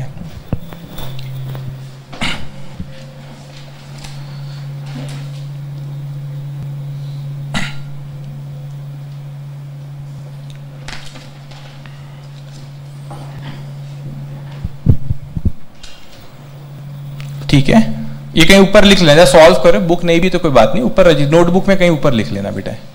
ठीक है, अब मेरे को आपसे पूछ रहा हूं, मेरे को नहीं पता रास्ता कैसा है। अभी मेरे को सिर्फ इतना निकालना कि stock on the date of fire कितना है, कैसे निकालो बेटा? ग्रॉस प्रॉफिट तो पता है अपने को, दिया हुआ है बेटा उसने, है ना, ये है ना 1/3 ऑफ सेल्स। हाँ है ही ना, मतलब वही 33.33% है ही बेटा वो अपना। बस अपने को क्या बनाना है बेटा? ट्रेडिंग। ये कौन सा अटेम्प्ट में आया क्वेश्चन है? नवंबर 2017 में आया। ठीक है, ऐसा कैलकुलेशन नहीं रहता 3 साल बाद, अब नवंबर 20 ऐसा करता है। ठीक है, चलो, तो सबसे आपको हर क्वेश्चन में मैं पूछूंगा कि करना क्या है, और आप बोलते जाना मेरे को। ठीक है, चलिए बेटा, इसके नीचे अब आप लिखो। अच्छा, एनालिसिस में कर चुका, डायरेक्ट ये बनाओ, working note number 1 memorandum trading account for. कितने लाइन का बनाओगे? ज्यादा से ज्यादा 5-6 लाइन। ठीक है, और एक और चीज बोल रहा हूं, ये पहले से बना था, जनरली होता नहीं, ये बना हुआ है, ज्यादा डेकोरेशन पे टाइम नहीं देना, फटफट फटफट ड्रॉ करना, कंसेप्ट पे ध्यान दोगे बेटा, इस पे ज्यादा वक्त नहीं देंगे।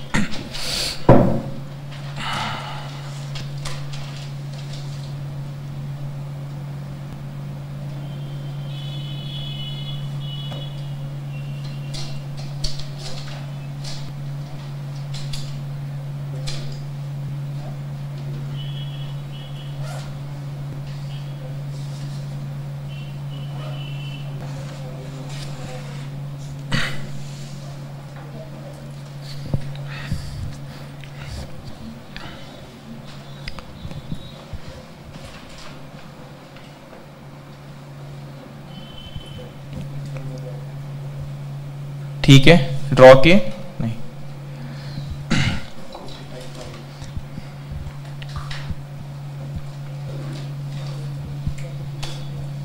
ठीक है, शुरू करूं बेटा? चलो क्वेश्चन में आते।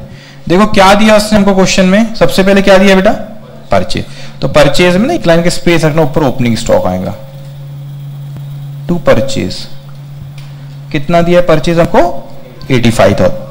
इसका आउटर कॉलम पे लिख रहा हूं, वो ड्राइंग्स रहता तो इनर में लिख के माइनस करके भी कर सकते, ड्राइंग्स में क्रेडिट में लिखूंगा, ऑल्टरनेटिव इसमें से माइनस भी होता है बेटा। ठीक है, उसके बाद क्या है बच्चों? और सेल्स 90,000, 90,000। ठीक है, उसके बाद क्या है बेटा? Goods costing ₹5,000 were taken by Agni for person. These were drawings. So what entry pass? Drawings account debited to goods use. Drawings का आएगा कैपिटल, कैपिटल का बैलेंस शीट। हम क्या बना रहे? ट्रेडिंग। हमारे क्या काम का? Second point. ठीक है, बाय गुड्स यूज्ड। अब ब्रैकेट में लिख लो ड्रॉइंग्स, तो आपको पता। ठीक है, कितना अमाउंट था? 5,000। ठीक है बच्चों, उसके बाद क्या अपना? और opening stock 40,000 to opening stock, how much? 40,000। Okay, अब कुछ और बचा है? ग्रॉस प्रॉफिट निकला, काम हो गया अपना। ठीक है, यहां लिखो टू ग्रॉस प्रॉफिट।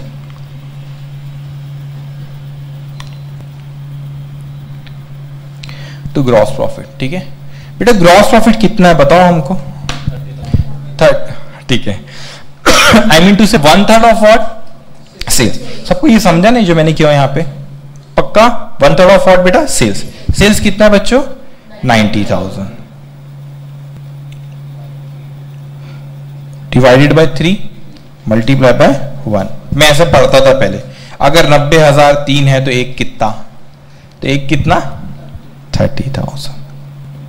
ओके हो गया। अब क्या आ जाएंगे stock on the date of fire? Total बोलो बेटा। 60,000 टोटल 155।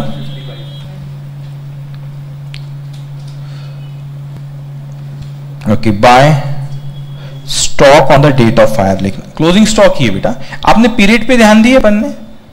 25 अगस्त। 25 अगस्त को क्या होता? आग लगी थी, ठीक है। By stock on the date of fire, ये कौन सी फिगर है बच्चों? Balancing figure. हाँ ना, सेल्वेज वैल्यू दी है क्वेश्चन में कुछ। बेसिकली है क्या ये? Stock on the date of fire minus salvage value will be the loss. मगर stock on the date of fire आपको कभी क्वेश्चन में डायरेक्टली नहीं देगा। तो देखो ये क्वेश्चन में कुछ भी नहीं था। आपको कुछ अभी से लगा था डिफिकल्ट? कुछ नहीं। इसमें ना एबनॉर्मल आया ना पिछले साल का आया, कुछ भी नहीं बेटा, ठीक है। अब इसके नीचे देखो, सबने लिखे इतना, इसके नीचे लिखो statement of loss of stock. वो टेबल नहीं बनाना, बस हेडिंग है statement of loss of stock, ठीक है। Statement of loss of stock बस के नीचे लिखना, हेडिंग दिए, टेबल नहीं बनाना बेटा। नीचे लिखो stock on the date of fire, bracket में लिखूंगी वर्किंग नोट नंबर 1। ये पूछा ये है जो अभी लिख रहा हूं, वो तो stock on the date of fire निकालने के लिए अपन ने बनाए थे वो, ठीक है बेटा। कितना आया था बताओ हमको stock on the date of fire? 60,000 less salvage value. कुछ है बेटा दिया हुआ? 15,000 गिवन, ठीक है। तो लॉस ऑफ स्टॉक कितना? ठीक है, मैं आपसे कुछ पूछूंगा अभी, ठीक है, अभी पूछूंगा आपसे मैं। स्टॉक जिस दिन आग लगी स्टॉक कितने का रखा था बेटा? 60,000 का। पॉलिसी जो आपने निकाली उसको इंश्योरेंस अमाउंट कितना था आपका? पॉलिसी अमाउंट 50,000 क्वेश्चन में दिया बेटा। मैं आपसे पूछ रहा हूं 60,000 का स्टॉक रखा हुआ था, हमने जिम्मेदारी इंश्योरेंस कंपनी को दिए थे 50,000 की। क्या पूरा 60,000 इंश्योरेंस कंपनी के भरोसे था? था कि नहीं था? नहीं था। उनके भरोसे कितना था? पॉलिसी अमाउंट दी है क्वेश्चन में, कितनी थी बेटा? 50,000। तो उनके भरोसे कितना है बच्चों? 50। तो बचे हुए 10 हमारे भरोसे, ठीक है। तो यहां पे एवरेज क्लॉज लगेगा कि नहीं लगेगा? पक्का, ठीक है। अभी अपन उसको लिखा के दूंगा, लेकिन अब थोड़ा सा दिमाग दौड़ा, ठीक है। अब कैलसी लो हाथ में, 50,000 टाइप करो, डिवाइडेड बाय 60,000 करो, कितना आ रहा है? कुछ आ रहा है ना पॉइंट में? कुछ 50 डिवाइड बाय 60,000 बेटा, 50 पॉइंट मतलब 83 पॉइंट समथिंग क्या है? इंश्योर्ड। वो किसके भरोसे? Insurance company. All of you understand that is percentage of insurance of what बेटा? स्टॉक। जो भी आया उसको वैसे ही रहने देना आपने। 50,000 डिवाइड बाय 60,000 मतलब जो भी आ रहा है उतने परसेंटेज चीज के भरोसे इंश्योरेंस कंपनी। तो नुकसान भी उतने प्रतिशत ही वो बेयर करेंगी। मल्टीप्लाई बाय लॉस से कर दो 45। कितना आ रहा है? वो राउंड ऑफ कुछ हो 37,500। मतलब ये 45,000 हम हमको नहीं देंगी, कितना देंगी? 37,500। सबको समझ में आया बेटा? Sure. All of it is average clause. Logic समझा ना आपको? अच्छा मैं थोड़ा चेंज करता हूं, रुको 10 मिनट है मेरे पास अभी, ठीक है। अगर मैं यहां पे बेटा suppose stock on the date of fire कुछ कम रहती, ये फिर लॉस कुछ और आता था, लेकिन ये कम रहता, सपोज 40,000 रहता था यहाँ पे, तो फिर मैं पूरा लॉस एवरेज क्लॉज लगता था? नहीं, ये फिर पूरा का पूरा 40,000 किसके भरोसे? इंश्योरेंस का। यू अंडरस्टैंड दिस पॉइंट बेटा? तो कभी एवरेज क्लॉज आएगा, कभी नहीं आएगा, वो डिपेंड करता है। लेकिन मैं आपको पूरा लिखा के दूंगा कब आएगा और कब आ रहा है तो क्यों, नहीं आ रहा था क्यों, ठीक है। इसको मत लिखो, मैं लिखा के दूंगा। इतना लिखे ना, अब इसके नीचे लिखो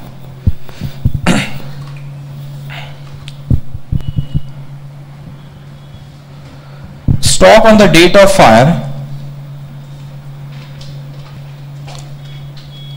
stock on the date of fire bracket में लिख सकते हो कितना है बेटा? 60, ठीक है। Is more then the more than the insurance policy amount. ये पॉलिसी अमाउंट भी आप ब्रैकेट में लिख सकते हो बेटा, कितनी थी वो 50,000. Therefore average clause will apply. सबको समझ में आया बेटा? पक्का? ठीक है. अब क्लेम अपन पूरा 45 नहीं करेंगे क्योंकि एवरेज क्लॉज आ गया यहाँ पे. ध्यान नीचे लिखो बेटा, एवरेज क्लॉज. ब्रैकेट में क्या लिखेंगे आप लोग? ऐसे आप एवरेज क्लॉज लिख लेना. बेसिकली है क्या वो आपका क्लेम का अमाउंट. तो अगर एवरेज क्लॉज नहीं लगता तो कितना क्लेम करता था? मैं पूरा का पूरा कर लेता था. ठीक है. एवरेज क्लॉज लगा तो फिर अपन ऐसे कैलकुलेट करते हैं. ठीक है. कैसे होता है बेटा? वो पॉलिसी अमाउंट लिखो, और पॉलिसी अमाउंट को इंश्योर्ड वैल्यू भी कहते हैं. ठीक है.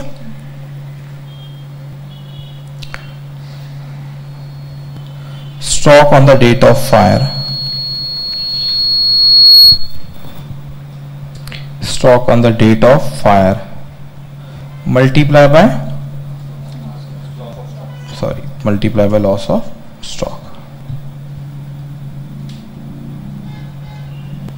चलिए बताओ मेरे को पॉलिसी अमाउंट कितना है बेटा? 50,000. Stock on the date of fire 60,000. Loss 45,000. तो कितना आ गया बोलो? 37,500. Any doubt? पहला क्वेश्चन सॉल्व की इंटर का आपने आज अकाउंट समझ में आया सबको? कुछ भी डाउट बेटा? हाँ और ना? पक्का? ठीक है. तो अब आज इतना ही. मगर आपको 1 मिनट अपन आज जो अपन ने करे उसको 2 मिनट अपन गो थ्रू कर ले. हार्डली 2 मिनट लगेगा. ठीक है. क्या देखे हमने बेटा यहाँ पे कि इंश्योरेंस एजेंट आता है, वो क्या करता है? व्यापारी को डराता है. बोले तू गारमेंट का बिजनेस करता है, आग लगी नुकसान हो जाएगा. तो बोले सर 50 लाख का स्टॉक रहता है. हमने क्या बोले इसको? इंश्योरेंस पॉलिसी ले. हमने एग्रीमेंट बनाया, इसमें क्या लिखा रहता है? Policy amount. हमने बोले कि हम तुम्हारा रिस्क कवर करते, तुम उसके बदले हमको क्या देना? प्रीमियम. इंस्टीट्यूट बोले ये तुम्हारा काम नहीं तो भी करो. क्या बोले इसने हमको? कि तुम लॉस ऑफ स्टॉक निकालो और लॉस ऑफ प्रॉफिट. हमने क्या शुरू किए बेटा? Loss of stock. Loss of stock में हमने देखे कि सर जब आग लगी तो सबसे पहले वो सर्वेयर आया, उसने क्या पूछा कि डेट ऑफ फायर क्या है? स्टॉक रिकॉर्ड क्यों बुलाया? क्योंकि वो देखना चाहते stock on the date of fire कितना है. उसमें से जो गुड्स बच गया, बचा हुआ क्या हुआ? लॉस. ये अपन इंश्योरेंस कंपनी से क्या करते? क्लेम करते. फिर क्या हुआ बेटा? हमने देखे एग्जांपल देखे आपने कि हमारे यहाँ पे एग्जांपल में जो अगर आपका stock on the date of fire is more than the policy amount, then average clause will apply. Otherwise पूरा का पूरा नुकसान किससे लेंगे अपन? इंश्योरेंस. तो ये हमने सीखे क्वेश्चन नंबर 1, 2 और एग्जाम्पल 1, 2 और 3 में. फिर ये सबको समझ में आया बेटा? यहां पे जब stock on the date of fire less than the policy amount, average clause will not apply. Loss of stock will be the what? Full claim. But if the stock on the date of fire is more than the policy amount, then average clause will apply. Then we have to claim calculate claim by this formula. Okay. फिर उसके बाद हमने देखी sir question में ऐसा दे देगा क्या आपको? वो stock on the date of fire देगा? नहीं देगा. वो मेहनत कराएगा आपसे. बोलेगा ओपनिंग स्टॉक लिखो, परचेज लिखो, सेल्स लिखो, बाकी चीजें लिखो और ग्रॉस प्रॉफिट का परसेंटेज देगा जैसे अभी दिया हुआ था हमको बेटा. वो सेल्स पे लगाएंगे और अपन कैलकुलेट कर लेंगे. इस क्वेश्चन में कुछ भी नहीं था, लेकिन अगर ग्रॉस प्रॉफिट एग्जाम का क्वेश्चन तो जो अभी हमने किए, लेकिन अगर आपको उसने बोला कि कुछ एबनॉर्मल आइटम भी है सेल्स में, तो फिर क्या करेंगे अपन? जब आगे आएगा 1-2 दिन बाद आएगा, क्या करेंगे अपन? उसको बोलेंगे भाई तू साइड में रुक, मेरा कॉलम अलग, तेरा कॉलम अलग, मैं नॉर्मल तो एम, मैं तो नॉर्मल जीपी रेशियो से कैलकुलेट होगा, तेरे बारे में बताएंगा वो मैं कर लूंगा. ठीक है. उसके बाद बेटा अगर जीपी रेशियो नहीं दिया रहा तो क्वेश्चन आपको क्या देगा? Last year. वहां से क्या कैलकुलेट करेंगे? GP ratio. क्या जरूरी है कि वही जीपी रेशियो इस साल लगा? हाँ, मानने में कोई हरकत नहीं है, unless and until otherwise specified in the question. You understand this point बेटा? ठीक है. तो हमने stock on the date of fire फिर हमने इस तरीके से निकाले और उससे हमने क्या करे? Calculate. All of understand this point? Sure. तो ये था हमारा पहला दिन. कोई डाउट आए?